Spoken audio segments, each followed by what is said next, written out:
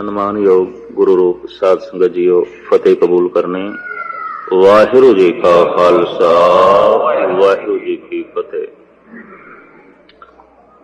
गुरसाखी का उजियारा, तां मिटिया सगल अंधारा। गुरु नूं एक प्रकाश आख्या गया, गुरु नूं एक जोत आख्या गया, जो अंधकार मिटाण दे समर्थ है। बाहर जमीन दे उत्ते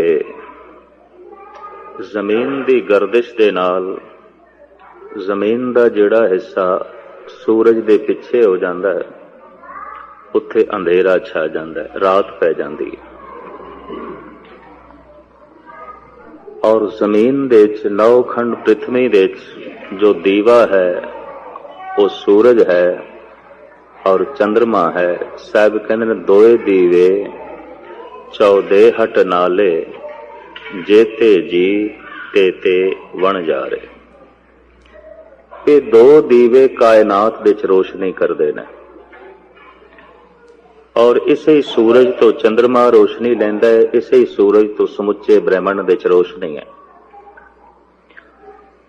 आदि मनुख जद जंगलों विच रहिंदा सी, रात दे अंधेरे नूं दूर करन वास्ते, अंधकार तो बचण वास्ते इहदे कोल कोई उपराला नहीं सी, कोई साधन नहीं सी। लकड़ां नूं बाल के थोड़े जिहियां दूर दा चानना कर लेना, बस इस ढंग नाल ये जी रहा सी ते जंगली जानवरां तो अपनी रक्षा कर रहा सी। सहजे सहजे इन्हें तेल दे दीवे जलाए, लालटैन आई और तरह तरह दे होर साधन उपलब्ध होए और मनुख ने इस बिजली नूं पैदा कीता, जिसने रात दे अंधेरे नूं दिन दी रोशनी विच बदल दिता। बाहर दा अंधेरा ते मनुख ने दूर कर दिता है, पर अंदर दे अंधेरे दी तरफ इसने बहुता फिक्र ना कीता भी ये भी एक अंधकार है, इनू भी मैं दूर करना है। तो बाहर बड़ा चानना हो गया है, अंदर अंधेरा है। बाहर चानना सूरज करके है, अंदर चानना होवेगा गुरु करके। इस वास्ते गुरु नूं जोत आख्या गया, गुरु ज्योति। गुरु एक जोत है, गुरु एक प्रकाश है, गुरु एक नूर है। गुरु दे अखरी अर्थ भी यही बनते ने। गो कहते ने अंधकार नूं और रू कहते ने प्रकाश नूं। अंधेरे नूं दूर करके जो रोशनी कर देंदा है, जोत कर देंदा है, चानना कर देंदा है, ਉਹਨੂੰ ਕਹਿੰਦੇ ਨੇ ਗੁਰੂ। गुरु दी बहुपक्षी महिमा गुरु ग्रंथ साहब जी महाराज विच दर्ज है। सूरज कितनी ही रोशनी जमीन ते सुटे पर दिल दे चानना नहीं कर सकता। मनुख नूं सच ते झूठ दा पता नहीं चलता, सही ते गलत दा पता नहीं चलता, वो गुरु जोत करके ही पता चलेगा। जिवें जमीन दा जिहड़ा हिस्सा पिठ ते आ जांदा है, सूरज की रोशनी उत्थे नहीं पहुंचती। जिहड़ा भी गुरु तो बेमुख होंदा है, मनमुख होंदा है, गुरु की जोत का प्रकाश उत्थे नहीं होंदा। गुरु का चानना उस हिरदे तक नहीं पहुंचता। और ये गुरु का जो चानना है, साहिबां दी बाणी का फैसला है, इस तो करोड़ों सूरज कुर्बान किए जा सकते हैं। कारण कि जिन्ने चिर तक मन विच चानना नहीं आउंदा, दुख ते संताप बनिया ही रहिंदा है, विपता बनी रहिंदी है। ये सूरज एक नहीं, भावें करोड़ां भी चढ़ पैण तां भी जिंदगी दे मसले हल नहीं कर सकते। इस वास्ते साहिबां दी बाणी ने स्पष्ट कह दिता, जेसो चंदा उगवे सूरज चढ़े हजार, एते चानण होंदियां गुर बिन घोर अंधार। ये घोर अंधार मनुख की दुनिया विच बहुत वधिया है। कारण मनुख गुरु तो टुटिया है, गुरु ज्योति तो टुटिया है। गुरु दे जिहड़े बहुपक्ष गुरु ग्रंथ साहब जी महाराज ने पेश किए, मैं थोड़े सामने रखा। गुरु दाता गुर हिवे घर, गुरु दीपक तेह लोए। गुरु दाता है, जैसे सूरज दाता है। सूरज करके ही जमीन ਨੂੰ सब कुछ मिलता है। धुप है, बरखा हो रही है, हरियावल है, बनस्पति फुटती है, इस एक सूरज करके जमीन की जिंदगी चल रही है। सूरज एको रुत अनेक, नानक करते के केते वेश। हू बहु जिथे बारों दाता ये सूरज है, अंदर दा दाता गुरु है। और अंदर दी हरियावली, खेड़ा, मस्ती, सुख, शांति, सकून सब गुरु दे आसरे ते है। एक सूरज ठंडा पै जाए, समुच्चा ब्रह्मंड बारों ठंडा पै जाएगा, खत्म हो जाएगा। और जिस जिस थां दे उत्ते गुरु दी जोत ना पहुंचे, कहंदे ने वो बंदा अंदरों मर जांदा है, मुर्दा हो जांदा है, ਉਹਦੇ अंदर कोई सोच नहीं होवेगा। ਸਾਹਿਬ ਕਹਿੰਦੇ ਨੇ ਗੁਰ ਦਾਤਾ ਗੁਰ ਹਿਵੇ ਘਰ। ਹਿਵੇ ਘਰ ਹਿਮਾਲਿਆ ਦਾ ਘਰ, ਬਰਫ਼ ਦਾ ਘਰ। ਗੁਰੂ ਸੀਤਲ ਹੈ, सूरज गर्म है, गुरु का प्रकाश ठंडा प्रकाश है। गुरु की जोत ठंडी जोत है, जो चानना भी है पर शीतल भी है। गुरु दीपक तह लोए, गुरु की जोत की बहुत दूर तक पहुंच है। फिर साहब ऐसा भी कहते ने कि नानक गुरु बिन मन का ताक न उगड़े, अवर न कूंजी हथ।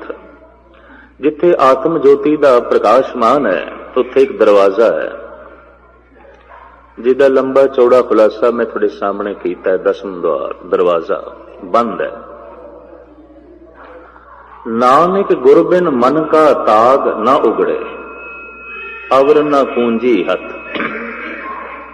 इस दरवाजे नूं ताला लगे है, जिहदी चाबी कुंजी गुरु कोल है। अवर न कूंजी हथ। असी अपनी सियाणप नाल इस ताले नूं नहीं खोल सकते।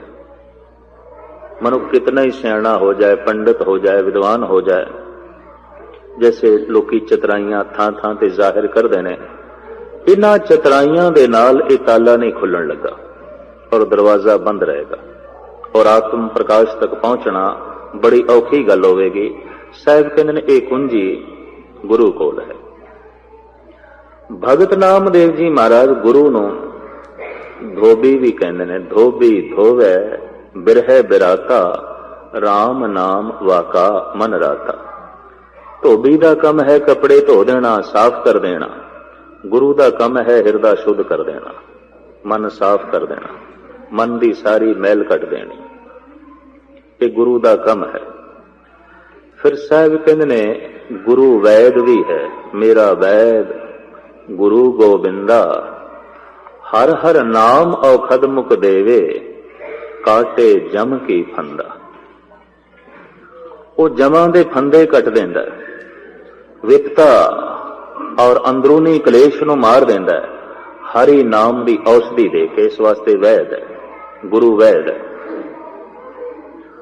हुण निक्की जी मैं बेनती करा, गुरु एक जोत है, ये उदों प्रगट हो जाती उत्थे ज्योति जिथे हिरदा सन्मुख हो जाए। मनमुख ते सन्मुख दो शब्द ने गुरु ग्रंथ साहिब दे, जो गुरु दे सामने आ जाए। हुण सामने आना की है? गुर शब्द नूं मन लवे, गुर शब्द नूं अपने हिरदे च थां देवे, गुरु शब्द नूं टिकावे। मैनू गल भुलदी नहीं, एक सज्जन दी तर्क आखण लगा, ज्ञानी जी सदियां तो हिंदुस्तान दे विच ते बाकी दी दुनिया दे विच पत्थर दी पूजा चलती रही। चाहे इस्लाम है ते चाहे ईसाईयत है, चाहे बोधी ने, चाहे जैनी ने, चाहे सनातनी ने, किसी न किसी रूप में सारे ही पत्थरां नूं पूजी जांदे ने। कोई कबरां नूं पूजी जांदा है, कोई मज़ारां नूं पूजी जांदा है, कोई मट्ठा नूं पूजी जांदा है, कोई मूर्तियां नूं पूजी जांदा है। सब पत्थर ही पत्थर है। मैनू कहन लगा, गुरु गोबिंद सिंह जी महाराज दे ए वाक बड़े क्रांतिकारी सन के जागत जोत जपै निस बासर, एक बिना मन नैक ना आने। पूरन प्रेम प्रतीत सजे व्रत गोड़ मड़ी मठ भूल न माने। भूल के भी मड़ी नू मठ नू कबर नू न मने ते जागदी जोग दा पुजारी होवे। वो कहने लगा बदकिस्मती यह है कि सारा जगत पत्थर नू पूज रहा है ते सिख जगत कागज नू पूज रहा है। ते उहदे शब्द सन। कहने लगा पत्थर जड़ है, कागज जड़ है। पत्थर ठोस है, कागज भी अपनी थां ते अचेत है। कहंदा गुरु गोबिंद सिंह जी महाराज की गल खो गई आसमान दे विच, गुरु नानक दे बोल खो गए। सनातनी पत्थरां दी परिक्रमा कर रहा है, जैनी ते बोधी पत्थरां दे अगों मत्था टेक रहे ने। संगे मरमर दियां बणियां होईयां कबरां दे अगों मुसलमान मत्था पे टेकदे ने। ये सारी भी मूर्तियां दे अगों झुक रहा जो पत्थर दियां बणियां ने। कहने लगे इस नवे धर्म तो जिसनों जन्म गुरु नानक देव जी महाराज ने दिता सी, बड़ियां उम्मीदां सन, बड़ियां आसां सन, पर यह भी कागज की परिक्रमा विच लग गया। इन्हें कागज नूं सब कुछ मन लिया और ये बोल अपनी तरफों बड़े पायदार ढंग नाल उसने पेश किए सन। गुरुद्वारा सीसगंज साहब दे उदों मैं कथा कर रहा सी। मैं उसनूं कहा मित्रा बहुत बड़ा भरम बुलेखा है संसार दे विच भी हो सकता है, थोड़ा जिहा कुछ सिख जगत दे विच भी होवे। गुरु ग्रंथ साहब जी महाराज दीयां कुछ पंक्तियां इस भरम बुलेखे नूं दूर कर देंदियां। एक पंक्ति मैं थोड़े सामने भगत सिरमौर श्री रविदास जी महाराज दी रखा। वो कहंदे ने तरतार अपवित्र कर मानिए रे जैसे कागरा करत विचारन। भी कागज दी विचार करिए तो रविदास जी कहंदे ने कागज कोई पूजनीक नहीं है, कोई महान नहीं है। उन्हां दिनां विच बनदा सी ताड़ी दे दरख्त तो हिंदुस्तान विच। ताड़ी दा दरख्त मौजूद है अजकल भी हिंदुस्तान विच बहुत है। ਉਹਦੇ ਚੋਂ ਤਾੜੀ ਨਿਕਲਦੀ, ਇੱਕ ਰਸ ਨਿਕਲਦਾ ਜਿਹਦੇ ਚ ਨਸ਼ਾ ਬਿਲਕੁਲ ਹੂ ਬਹੁ ਸ਼ਰਾਬ ਵਰਗਾ ਹੁੰਦਾ ਹੈ। ਇਹ ਤਾੜੀ ਠੇਕਿਆਂ ਤੇ ਵਿਕਦੀ ਹੈ ਹਿੰਦੁਸਤਾਨ ਵਿੱਚ। ਬਿਹਾਰ, ਬੰਗਾਲ, यूपी, उड़ीसा ਤੇ ਮੱਧ ਭਾਰਤ ਵਿੱਚ ਇਹ ਦਰਖਤ ਬਹੁਤ ਹੈ, ਬਹੁਤ ਤਾਦਾਦ ਵਿੱਚ ਪਾਇਆ ਜਾਂਦਾ ਹੈ, ਖਜੂਰ ਦੀ ਤਰ੍ਹਾਂ ਹੁੰਦਾ। ਇਹਦੇ ਚੋਂ ਨਿਕਲਿਆ ਹੋਇਆ ਰਸ ਉਸ ਵਿੱਚ ਕੁਦਰਤੀ ਨਸ਼ਾ ਹੈ। प्राचीन संतां ने, ऋषियां ने, मुनियां ने कह दिता सी बई इस दरख्त के थले बैठना भी नहीं, ये दरख्त अपवित्र है, ये बंदे नूं बेहोश कर देंदा है। हर तरह की खुल देण वाले मजहबां ने भी शराब नूं वंडिया है। मुहम्मद साहब ने भी कह दिता हराम है, बाकी सारी खुल कर दी बई पुरुष 4 शादियां भी कर सकता है। जिस जिस ढंग की खुल दी है उस खुल नूं देख के हैरानगी होती है, लेकिन शराब नूं उसने भी हराम कह दिता। बई गऊ भी खा सकता है, उठ भी खा सकता है, मझ भी खा सकता है, सब तरह की खुल देण वाला एक पुरुष कहता है शराब हराम है। कारण शराब पींदियां मनुख बेहोश होंदा है ते जैसे जैसे बेहोशी वधदी है, अचेतपना वधदा है, मनुख दे अंदर ईश्वर नूं चिंतन करन दे जिहड़े आसार ने वो खत्म हो जाते हैं, आज़ा खत्म हो जाते हैं। इस वास्ते हो सकता है दुराचारी तो दुराचारी मनुख भी, ठग तो ठग बंदा भी शायद सुधर के परमात्मा तक पहुंच जाए, पर शराबी शराब पींदा ही जाए उसकी कोई संभावना नहीं। इतनी मैं अर्ज करते हैं क्योंकि बेहोशी उसकी वधदी है। मैनू कुछ श्लोक सुभावक याद आ गए जद मैं निर्मले महात्मा को गुरु ग्रंथ साहब जी महाराज के अर्थ पढ़ता सी। उन्होंने मैनू ये प्राचीन बोल नोट कराए सन। बीजिया कलपंत एक अंच 10 कलपंत नागनी, 12 सांसर कलपंत धूमर पान असंख्यान विद्यते। पुराणा दे चों 18 पुराणा दे चों एक पदम पुराण है, ਉਹਦੇ ਚ श्लोक कहते हैं। बीजिया कहते हैं भंग नूं, बीजिया कलपंत एक अंच।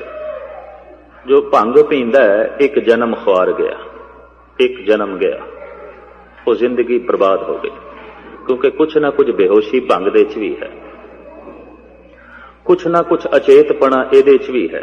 बीजिया कलपंत एक अंच 10 कलपंत नागने। नागनी कहंदे ने अफीम नूं। जिहड़ा अफीम खान दा आदी हो गया है, ये महापुरुष कहता है 10 जन्म तक मूर्ख रहेगा, सियाणा नहीं हो सकेगा, अचेत रहेगा, 10 जन्मां तक कुबड़ रहेगा। क्यों? अचेत हो जाएगा, बेहोश हो जाएगा, पशुओं की तरह जीवेगा। 10 कल्पंत नागने वारनी सहनसर कल्पंत। वारनी कहते शराब नूं। ते जिहड़ा शराब दा आदी होया है, सहनसर कहते ने हजारां नूं। हजारां जन्मां तक बेहोश रहेगा, हजारां जन्मां तक मूर्ख रहेगा। धूमरपान संख्यान विद्याते। धूमरपान कहते ने तमाकू नूं। ते जिहड़ा तमाकू पींदा है, ऋषि कहता मैं गिण नहीं सकता कितने जन्म मूर्ख रहेगा, कितने जन्म कुबड़ रहेगा, कितने जन्म अचेत रहेगा।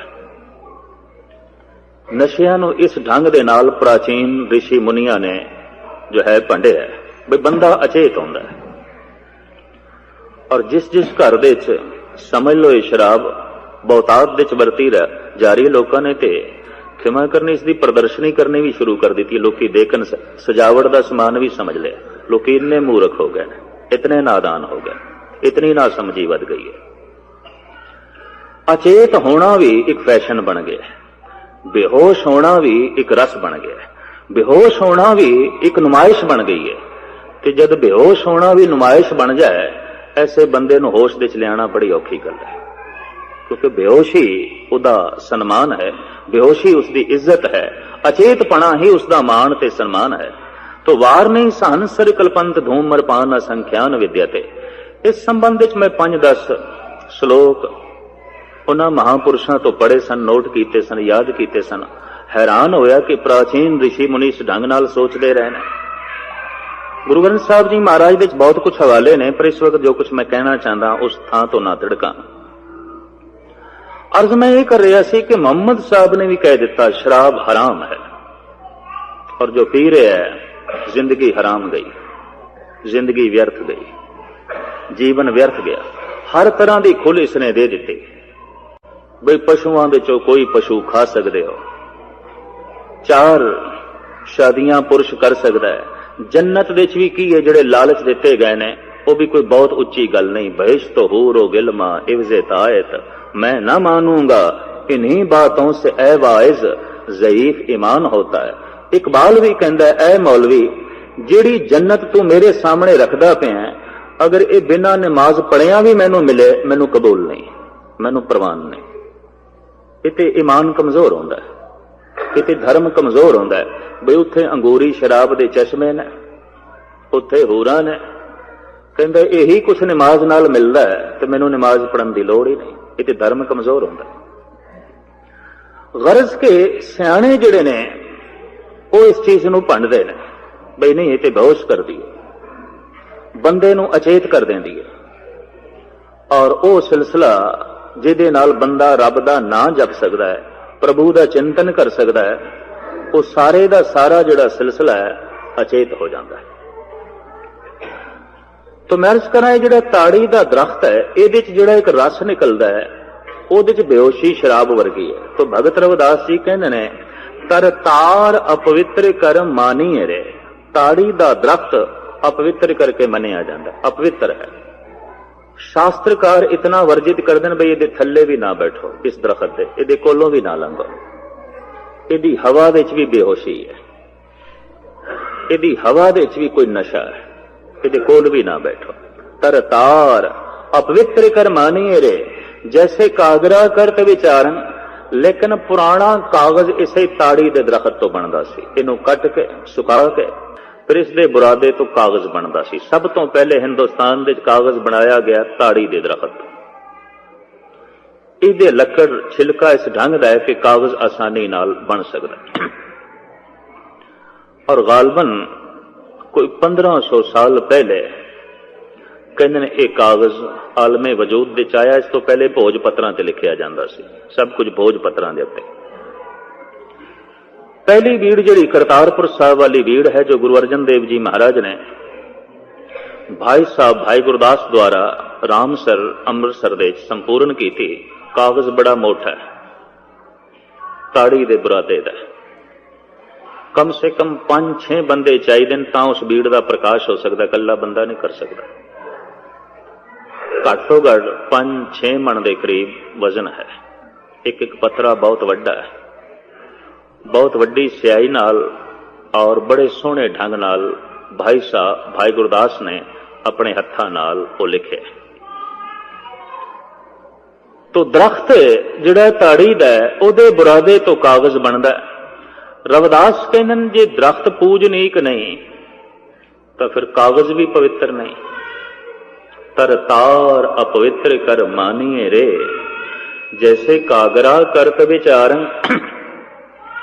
कागज की विचार करिए तो कागज भी कोई पूजनीक चीज नहीं है, पर भगत भगौत लिखिए तैं ऊपर पूजिए कर नमस्कार। उस अपवित्र कागज दे उत्ते जद भगवत की महिमा लिख दी जाती है, रब का नाम लिख दिता जाता है, रविदास कहते वो पूजनीक बन जाता है। कागज नूं कौन मत्था टेकदा है? रब के नाम नूं मत्था टेकदे हैं। जद मैं उसनूं कहा बई थानू भुलेखा ऐसी कागज के पुजारियां 1430 सफे की भीड़ होवे, शब्द एक भी ना लिखिया होवे, सिख नहीं मत्था टेकेगा, चाहे सोने की पालकी च क्यों ना प्रकाश होवे। सिख शब्द का पुजारी है, सिख ज्ञान का पुजारी है, ते ज्ञान शब्दां दे विच है, ज्ञान अखरां दे विच है। अखरी नाम, अखरी साला, अखरी ज्ञान, गीत गुण गा, अखरी लिखण, बोलण बाण, अखरां सिर, संजोग वखाण। तो ये सब कुछ अखरां दे उत्ते ही मुनस्सर है।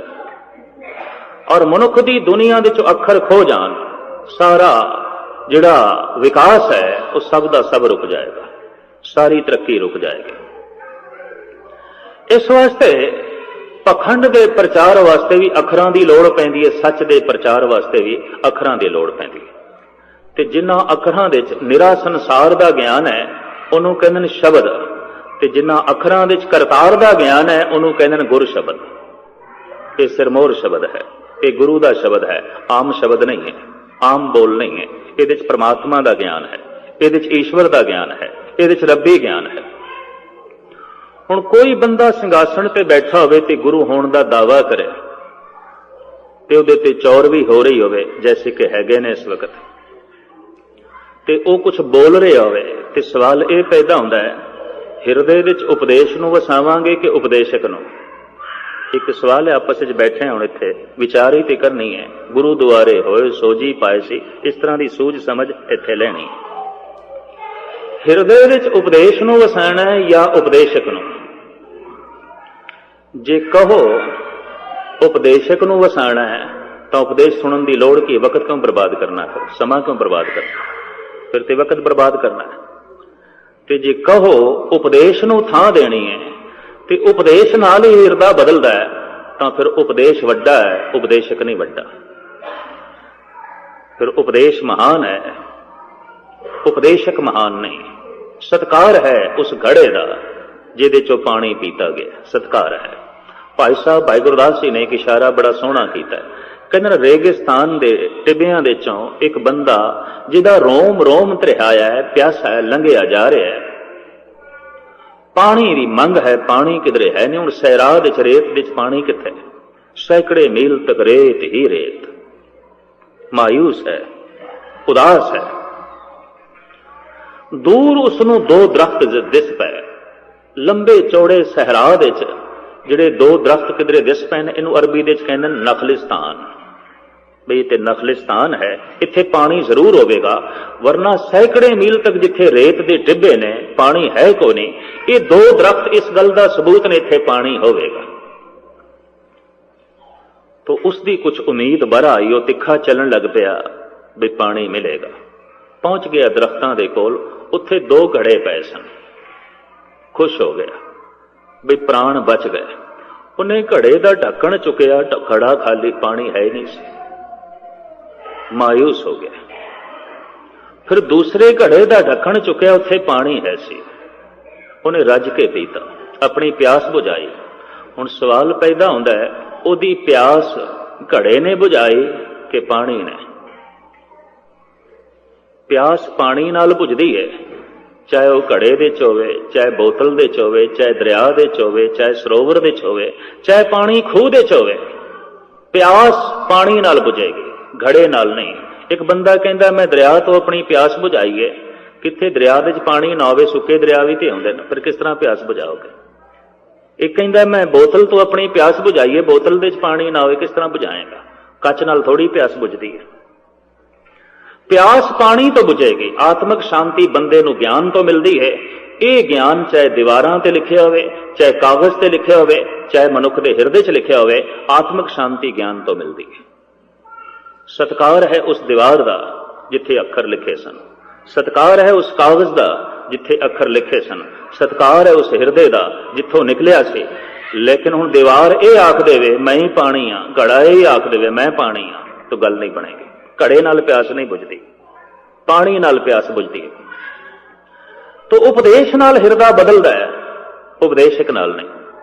ਤੇ ਜੇ ਹਿਰਦੇ ਵਿੱਚ ਉਪਦੇਸ਼ ਨੂੰ ਥਾਂ ਦੇਣੀ ਹੈ ਤਾਂ ਫਿਰ ਉਪਦੇਸ਼ ਵੱਡਾ ਹੈ, ਉਪਦੇਸ਼ਕ ਛੋਟਾ ਹੈ। ਸੁਨ ਉਪਦੇਸ਼ ਹਿਰਦੇ ਬਸਾਓ, ਮਨ ਇੱਛੇ ਨਾਨਕ ਫਲ ਪਾਓ।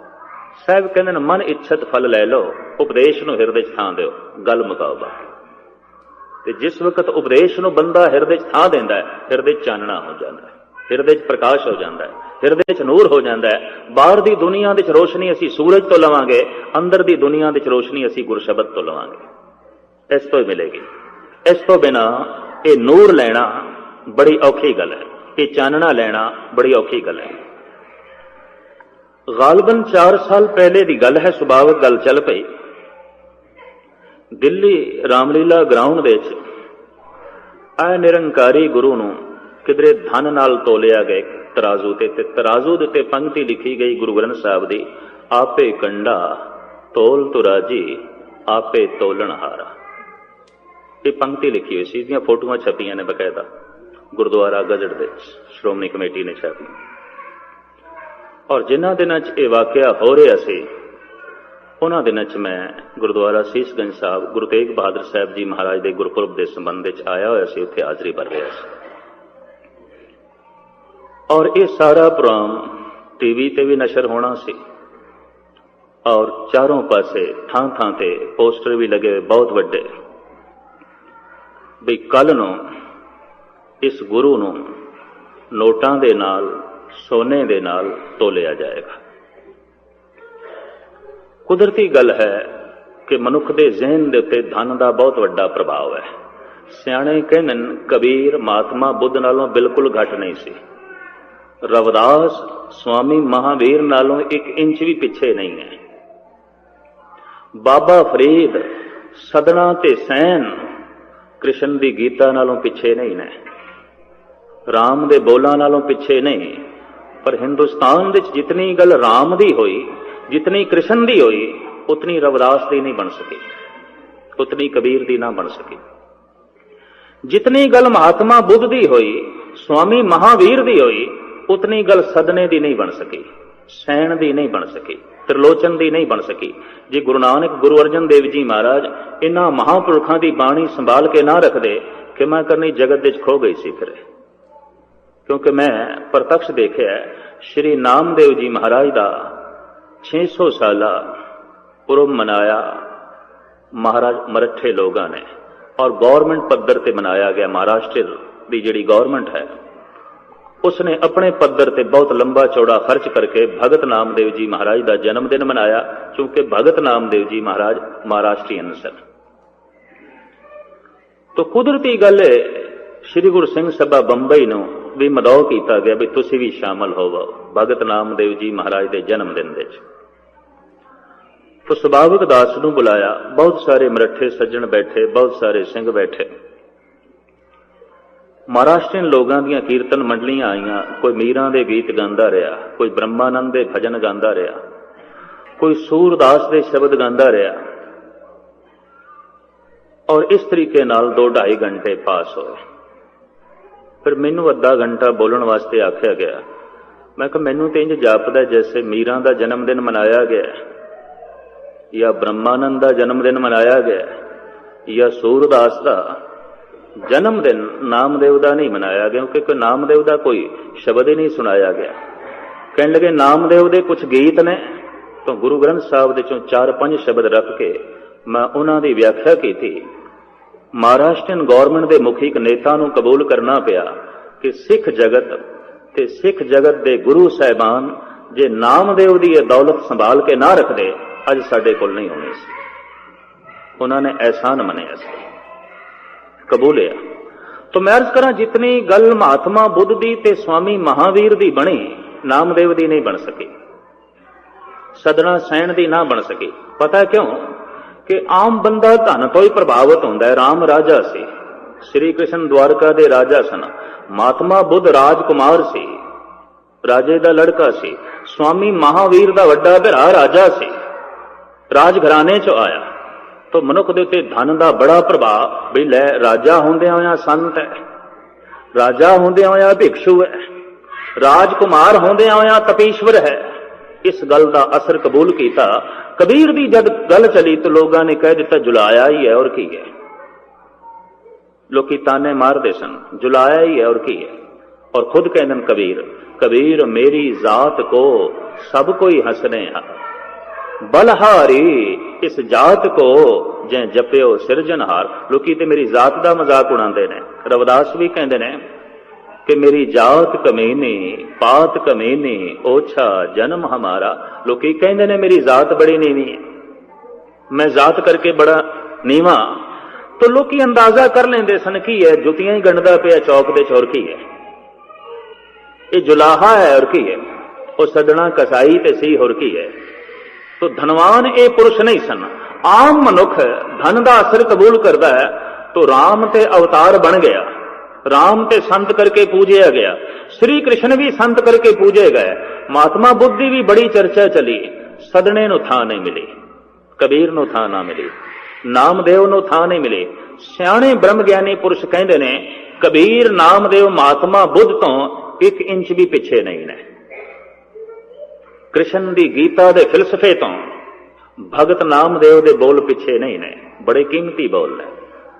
पर चूंकि बंदे आम इस ढंग का अंदाजा लाते हैं कि धनवान होके संत बनया है तो फिर उसकी महिमा बड़ी हो जाती है। गरीब घरानियां दे ये पुरुष है, इन्हां दे बोलां दी कदर आम दुनियादार बंदियां ने नहीं पाई। ते करीबन करीबन जिहड़ी दुनिया की कदर करन वाले मनुख सन कोई उन्हां अवतारां दे आले दुआले खड़े होए, उन्हां अवतारां दे बचन नहीं मने। ये नहीं समझना चाहिए कि हिंदू जगत ने कृष्ण की गीता नूं मन लिया, नहीं, वो कृष्ण नाल जरूर जुड़े ने, कृष्ण की गीता नाल नहीं जुड़े। उन्हां दी कृष्ण लीला वेखो, नाच गाना ही हो रहा और कुछ नहीं, नचण कुदण मन का चाओ, नानक जिन मन भाव ते ना मन भाव। रास लीला हो रही है, राधा नच रही है, कृष्ण जी नच रहे हैं, ग्वाले नचाए जा रहे हैं। जद गए मेरे पातशाह बिंद्राबन दे उपदेश देने वास्ते तो सारे लोग आके कहने लगे महाराज चलो रास पै रही है, कृष्ण लीला हो रही है, वेखो। भादरों के दिन सन ते भादरों के दिनों में मथुरा के बिंद्राबन के रास लीला चलती है। तो वेखो साहब कहने लगे ते वेख रहे हैं असी, और सिर्फ भादरों के महीने च नहीं वेखते सी ते 12 महीने वेखते हैं, हर वक्त वेखते हैं। मरदाना संगीत का शौकीन, राग का शौकीन कहने लगा पातशाह जब इतने लोग कहते तरले लेंदे चलिए कोई संगीत दियां धुनां ही सुनांगे, कोई नवी गल करनगे संगीत की। साहब कहने लगे संगीत दे भांडे उत्थे सखणे ने, विचे कुछ नहीं। संगीत एक सोने का भांडा है, बर्तन है, तो बंदा 4 दिन का भुखा होवे ते सोने के भांडे अगों कर दो, भुख मिटेगी। भांडियां च कुछ चाहिए, भांडियां च भोजन चाहिए। साहब कहने लगे मरदानिया उत्थे संगीत सखना है, संगीत दे च रब दा नां कोई नहीं, प्रभु की बंदगी कोई नहीं, सखने भांडे ने। करीबन करीबन जगत दे इस तरह के सखने भांडे सन। संगीत के भांडे दे पहली दफा भोजन परोसिया गुरु नानक ने। उस भांडे विच कुछ सौगात पाई, कुछ दौलत पाई। तो ब्राह्मण हैरान हो गए, महाराज तुसी 8 पैर ते 12 महीने किहड़ी रास वेखदे हो? ਇੱਥੇ ਤੇ ਭਾਦਰੋਂ ਦੇ ਮਹੀਨੇ 'ਚ ਪੈਂਦੀ ਹੈ ਰਾਸ ਹਿੰਦੁਸਤਾਨ ਦੇ 'ਚ, ਖਾਸ ਕਰਕੇ ਮਥੁਰਾ ਤੇ ਬਿੰਦਰਾਬਨ ਦੇ 'ਚ। ਮਹਾਰਾਜ ਕਹਿੰਦੇ ਨੇ ਘੜੀਆਂ ਸੱਬੇ ਗੋਪੀਆਂ, ਪਹਿਰ ਕੰਨ ਗੋਪਾਲ, ਗਹਿਣੇ ਪਾਉਣ ਪਾਣੀ ਬੈਸੰਤਰ, ਚੰਦ ਸੂਰਜ ਅਵਤਾਰ, ਸਗਲੀ ਧਰਤੀ ਮਾਰਦਨ, ਵਰਤਣ ਸਗਲ ਜੰਜਾਰ। ਸੂਰਜ ਕ੍ਰਿਸ਼ਨ ਹੈ, ਚੰਦਰਮਾ ਰਾਧਾ ਹੈ। ਇਹਦੇ ਨੱਚਣ ਦੇ ਨਾਲ ਘੜੀਆਂ ਦੀਆਂ ਗੋਪੀਆਂ ਨੱਚਦੀਆਂ ਨੇ। ਦਿਨ ਦੀਆਂ ਤੇ ਰਾਤ ਦੀਆਂ ਕੋਈ 60 ਘੜੀਆਂ ਮੰਨੀਆਂ ਗਈਆਂ, ਇੱਕ ਇੱਕ ਘੜੀ ਲੰਘਦੀ ਹੈ। ਜਿਹੜੇ ਰੁੱਤ ਨੇ ਤੇ ਜਿਹੜੇ ਪਹਿਰ ਨੇ, ਸਾਹਿਬ ਕਹਿੰਦੇ ਨੇ ਤੇ ਗਵਾਲੇ ਨੇ, ਇਹਨਾਂ ਗੋਪੀਆਂ ਦੇ ਨਾਲ ਪੈ ਨੱਚਦੇ ਨੇ। ਪਹਿਲਾ ਪੈਰ ਦਿਨ ਦਾ ਗਿਆ, ਫਿਰ ਦੂਜਾ ਨੱਚ ਕੇ ਚਲਾ ਗਿਆ, ਤੀਜਾ ਨੱਚ ਕੇ ਚਲਾ ਗਿਆ, ਚੌਥਾ ਨੱਚ ਕੇ ਚਲਾ ਗਿਆ, ਫਿਰ ਰਾਤ ਦਾ ਪਹਿਲਾ ਪੈਰ ਆ ਗਿਆ, ਇਹਨੇ ਵੀ ਨੱਚ ਟੱਪ ਕੇ ਚਲੇ ਜਾਣਾ, ਫਿਰ ਦੂਜਾ ਆ ਜਾਏਗਾ, ਤੀਜਾ ਆ ਜਾਏਗਾ, ਚੌਥਾ। ਸਾਹਿਬ ਕਹਿੰਦੇ ਨੇ ਗਵਾਲੇ ਨੇ ਨੱਚਦੇ ਪਏ ਨੇ, ਘੜੀਆਂ ਨੱਚਦੀਆਂ ਪਈਆਂ ਨੇ। ਇਹ ਕ੍ਰਿਸ਼ਨ ਸੂਰਜ ਨੱਚਦਾ ਪਿਆ, ਇਹ ਰਾਧਿਕਾ ਚੰਦਰਮਾ ਇਹ ਵੀ ਨੱਚ ਰਿਹਾ, ਜਿਵੇਂ ਰਾਧਾ ਦੀ ਮਹਿਮਾ ਕ੍ਰਿਸ਼ਨ ਕਰਕੇ ਹੈ, ਚੰਦਰਮਾ ਦੇ ਚ ਰੋਸ਼ਨੀ ਸੂਰਜ ਕਰਕੇ। ਸਾਹਿਬ ਕਹਿੰਦੇ ਨੇ ਇਹ ਰਾਸ ਪਰਿਪੂਰਨ ਪਰਮਾਤਮਾ ਨੇ ਰਚਾਈ ਹੋਈ ਹੈ, ਅਸੀਂ ਵੇਖਦੇ ਹੀ ਰਹਿੰਦੇ ਹਾਂ, ਸਾਨੂੰ ਵੇਖਣ ਦੀ ਲੋੜ ਨਹੀਂ। ਬਲਹਾਰੀ ਕੁਦਰਤ ਵਸਿਆ, ਤੇਰਾ ਅੰਤ ਨਾ ਜਾਏ ਲਿਖਿਆ। ਅਸੀਂ ਉਸ ਦੀ ਇਸ ਕੁਦਰਤ ਦੇ ਚੋਂ ਕਾਦਰ ਦੀ ਝਲਕ ਵੇਖਦੇ ਹਾਂ। ਤਾਂ ਮੈਂ ਅਰਜ਼ ਕਰਾਂ, ਇਸ ਤਰ੍ਹਾਂ ਦੀ ਹਕੀਕਤ ਜਦ ਸਾਹਮਣੇ ਰੱਖੀ ਤਾਂ ਮਹਾਰਾਜ ਨੇ ਸਪਸ਼ਟ ਕਰ ਦਿੱਤਾ, ਤੁਸੀਂ ਕ੍ਰਿਸ਼ਨ ਨਾਲ ਜ਼ਰੂਰ ਜੁੜੇ ਹੋ, ਕ੍ਰਿਸ਼ਨ ਦੇ ਬੋਲਾਂ ਨਾਲ ਨਹੀਂ ਜੁੜੇ। ਤੁਸੀਂ ਸਰੀਰ ਨਾਲ ਜੁੜੇ ਹੋ, ਜੋਤ ਨਾਲ ਨਹੀਂ ਜੁੜੇ। ਜੇ ਗੀਤਾ ਪੜ੍ਹੀਏ ਤਾਂ ਗੱਲ ਕੁਛ ਹੋਰ ਹੈ, ਤੇ ਜੇ ਰਾਸ ਲੀਲਾ ਵੇਖੀਏ ਤਾਂ ਨੱਚਣ ਕੁੱਦਣ ਮਨ ਕਾ ਚਾਓ, ਨਾਨਕ ਜਿਨ ਮਨ ਭਾਓ ਤੇ ਨਾ ਮਨ ਭਾਓ। ਜੇ ਨਾਚ ਹੀ ਵੇਖਣਾ ਤੇ ਥੀਏਟਰ ਬਥੇਰੇ ਨੇ, ਮੰਦਰਾਂ 'ਚ ਜਾਣ ਦੀ ਕੀ ਲੋੜ ਹੈ? ਮੰਦਰ ਨਾਚ ਦੇ ਅਖਾੜੇ ਬਣ ਗਏ ਸਨ, ਮੰਦਰਾਂ ਦੇ 'ਚ ਕੋਰਾ ਨਾਚ ਰਹਿ ਗਿਆ ਸੀ। ਕਿਸੇ ਕਿਸੇ ਥਾਂ ਅਜੇ ਵੀ ਇਹੀ ਹੈ, ਮਨ ਦਾ ਹੀ ਪਰਚਾਵਾ ਹੈ। ਗੁਰੂ ਨਾਨਕ ਕਹਿੰਦੇ ਨੇ ਇਹ ਮਨ ਦਾ ਪਰਚਾਵਾ ਹੋ ਸਕਦਾ, ਬੰਦਗੀ ਨਹੀਂ ਹੈ। ਨੱਚਣ ਕੁੱਦਣ ਮਨ ਕਾ ਚਾਓ, ਨਾਨਕ ਜਿਨ ਮਨ ਭਾਓ ਤੇ ਨਾ ਮਨ ਭਾਓ। ਕਲਗੀਧਰ ਪਾਤਸ਼ਾਹ ਕਹਿੰਦੇ ਨਾਟਕ ਚੇਟਕ ਕੀਏ ਕੁਕਾ ਜਾ, ਪ੍ਰਭ ਲੋਗਨ ਕੇ ਆਵਤ ਲਾ ਜਾ। ਜਿਹੜੇ ਪ੍ਰਭੂ ਦੇ ਭਜਨ ਕਰਨ ਵਾਲੇ ਭਗਤ ਨੇ, ਉਹਨਾਂ ਨੂੰ ਤੇ ਇਸ ਤਰ੍ਹਾਂ ਦੇ ਨੱਚਣ ਕੁੱਦਣ ਦੀ ਸ਼ਰਮ ਆ ਜਾਂਦੀ ਹੈ, ਤੇ ਮਨ ਦਾ ਪਰਚਾਵਾ ਹੈ, ਹੋਰ ਕੀ ਹੈ? ਕੋਈ ਭਗਤੀ ਥੋੜੀ ਹੈ, ਬੰਦਗੀ ਥੋੜੀ ਹੈ। ਤਾਂ ਮੈਂ ਇਸ ਤਰ੍ਹਾਂ ਨਾਮਦੇਵ ਤੇ ਬਾਕੀ ਦੇ ਜਿਹੜੇ ਭਗਤ ਨੇ, ਇਹਨਾਂ ਦੇ ਬੋਲ ਬੜੇ ਕੀਮਤੀ ਸਨ, ਪਰ ਧਨ ਦੀ ਤਾਕਤ ਪਿੱਛੇ ਨਹੀਂ ਸੀ, ਉੱਚੀ ਜ਼ਾਤ ਦੀ ਤਾਕਤ ਵੀ ਨਹੀਂ ਸੀ। ਜ਼ਾਤ ਕਰਕੇ ਵੀ ਉੱਚੇ ਨਹੀਂ, ਧਨ ਕਰਕੇ ਵੀ ਉੱਚੇ ਨਹੀਂ। ਤੇ ਜਿਨ੍ਹਾਂ ਦੇ ਦਿਲ ਦਿਮਾਗ ਦੇ ਬਹੁਤਾ ਪ੍ਰਭਾਵ ਧਨ ਦਾ ਹੈ ਤੇ ਜ਼ਾਤ ਦਾ ਹੈ, ਉਹ ਕਬੀਰ ਦੇ ਆਲੇ ਦੁਆਲੇ ਇਕੱਠੇ ਨਹੀਂ ਹੋ ਸਕੇ, ਉਹ ਨਾਮਦੇਵ ਦੇ ਆਲੇ ਦੁਆਲੇ ਇਕੱਠੇ ਨਹੀਂ ਹੋ ਸਕੇ।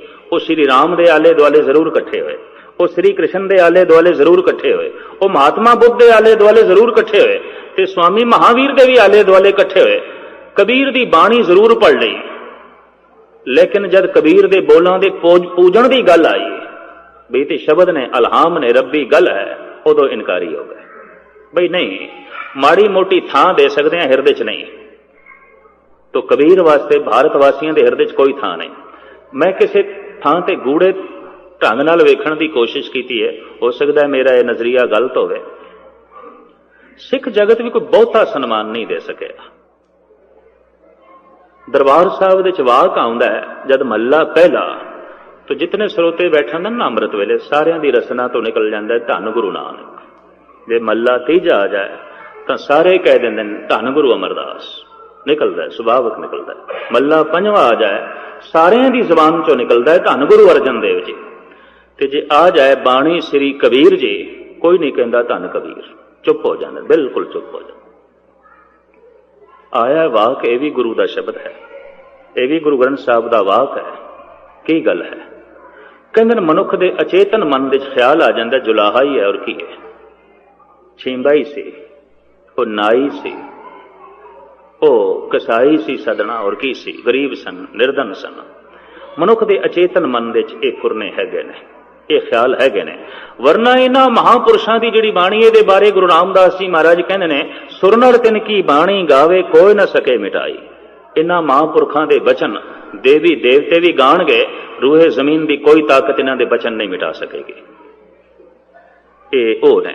ਖੈਰ, ਲੰਬੀ ਚੌੜੀ ਜਦ ਵਿਚਾਰਧਾਰਾ ਚਲੀ, ਉਸ ਤਰਕਬਾਜ਼ ਨਾਲ ਜਿਹੜਾ ਮੇਰੇ ਕੋਲ ਆਇਆ, ਸੁਭਾਵਿਕ ਦਿੱਲੀ, ਕਹਿਣ ਲੱਗਾ, ਗਿਆਨੀ ਜੀ ਤੁਸੀਂ ਕਿਤਨੀ ਗੱਲ ਕਰੋ, ਪਰ ਤੁਹਾਨੂੰ ਪਤਾ ਹੋਣਾ ਚਾਹੀਦਾ, ਅੱਜ ਸਾਡਾ ਗੁਰੂ धन नाल तोलिया जाएगा और तराजू वो चांदी दी है और ਉਹਦੇ 'ਚ एक पलड़े 'ਚ गुरु ਨੂੰ बिठाया जाएगा, एक पलड़े 'ਚ धन। जगत ਨੂੰ पता चलेगा साडे गुरु ਦੀ महिमा की है, साडे गुरु ਦੀ गल की है। ਤੇ बकायदा तकड़ी ਦੇ ਉੱਤੇ ਜਿਹੜੇ ਬੋਲ ਲਿਖੇ ਉਹ ਆਪੇ ਕੰਡਾ ਤੋਲ ਤੋਂ ਰਾਜੀ। ਇਸ ਤਰ੍ਹਾਂ ਦੇ ਜਿਤਨੇ ਪਖੰਡੀ ਨੇ ਆਸਰਾ ਬਾਣੀ ਦੇ ਲੈਂਦੇ ਉਹਨੂੰ ਚੱਲ ਨਹੀਂ ਸਕਦੇ, ਇੱਕ ਕਦਮ ਨਹੀਂ ਚੱਲ ਸਕਦੇ। ਇੱਕ ਕਦਮ ਚੱਲਣਾ ਇਹਨਾਂ ਵਾਸਤੇ ਔਖਾ ਹੈ। खैर जब वो इस तरीके का दावा करने लगा, मैं कि ये गल कम सारा हो जाए फिर चर्चा करांगे, अजे नहीं। खैर मैं टीवी 'ਚ ਇਹ सिलसिला देखिया, कोई 9 ਵਜੇ तो बाद मैं जब अपने प्रोग्राम तो फारिग होया कि सारा दृश्य दिखाया गया तो देश के बड़े बड़े मंत्री भी उत्थे पहुंचे हुए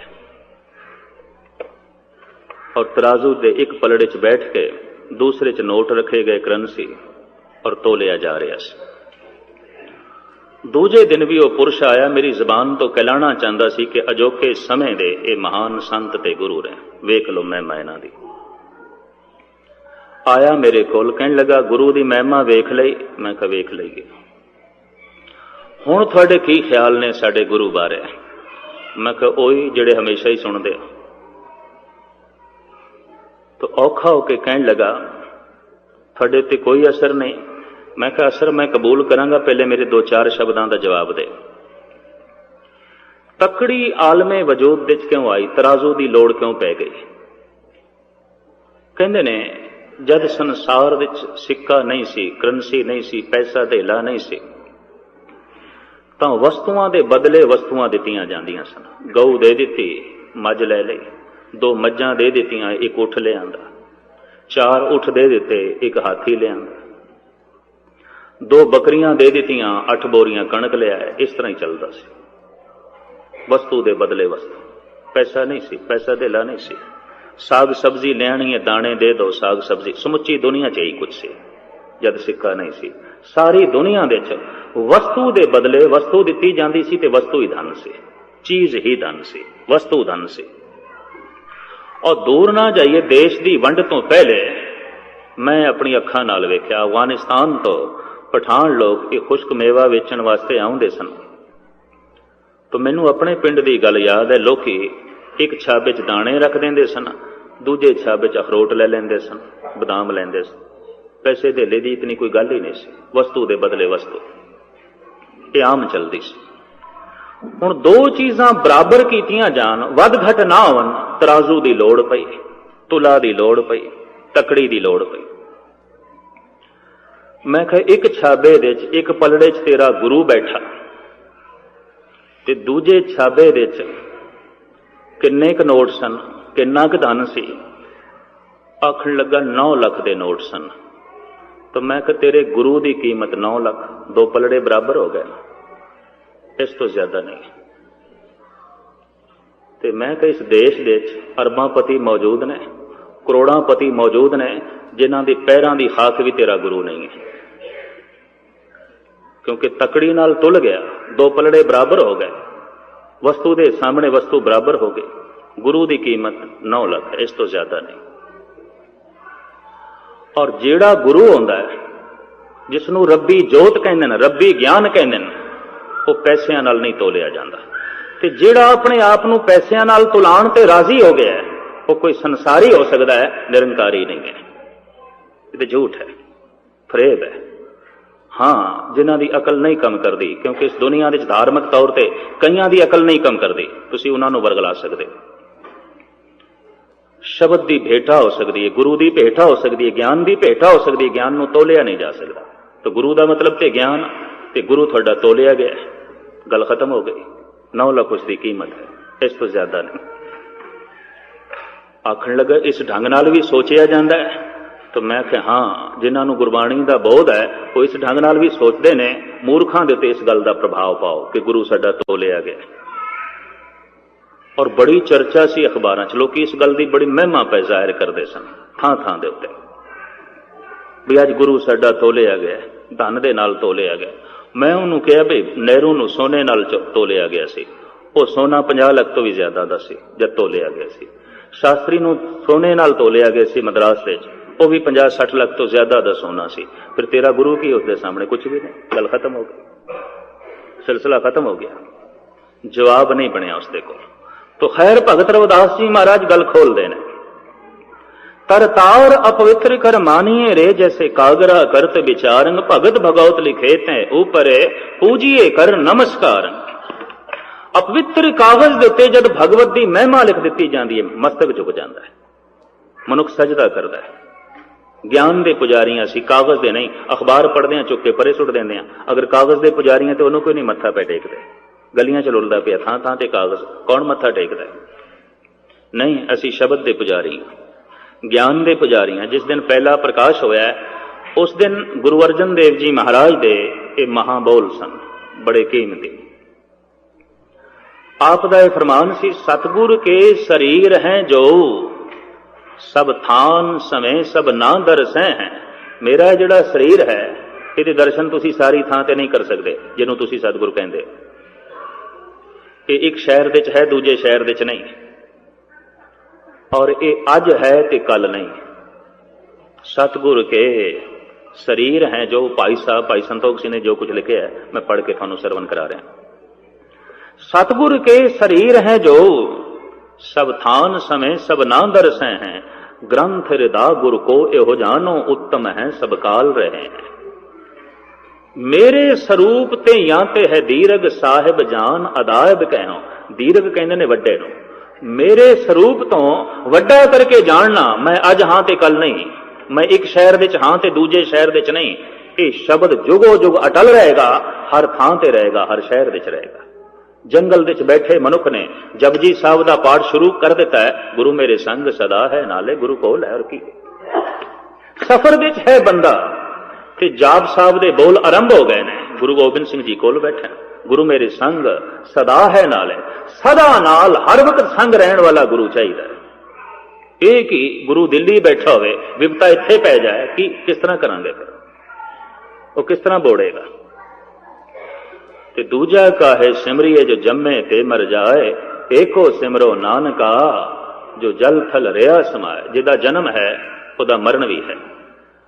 सिख जगत की एकता बनी हुई है गुरु ग्रंथ साहब के आसरे ते, पूरी ताकत लग रही है मनमुखा की, दुष्टां की, और बहुत वड्डी राजनीतिक ताकत भी लग रही है कि किसी तरीके नाल भी गुरु ग्रंथ साहब के मुकाबले ते 5-7 बंदे होर खड़े कर दो, इस कौम नूं खेरू खेरू करो। एक राजनीतिक तौर पर बहुत वड्डा हमला गालबन 30-40 सालों तो हो रहा, और उन्होंने एक गल दिस पई है कि इन्हां दी एकता भंग हो सकती है, तुसीं 4-5 गुरु बना छड्डो। तो लोकी एक एक कदम करके गुरु बनने की कोशिश करते हैं।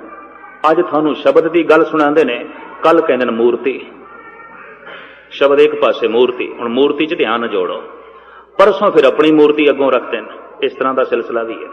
यही सहजे सहजे फिर गुरु बन जाते हैं। इत्थों ही मनुख शब्द नालों टुट जाता है। और इस वक्त 13वें-14वें गुरु का दावा नामधारी कर ही रहना। अरदास है उत्थे 13-14वां गुरु दी, मेरी गुरु गोबिंद सिंह जी तक, गुरु ग्रंथ साहब तक समाप्त नहीं की जाती।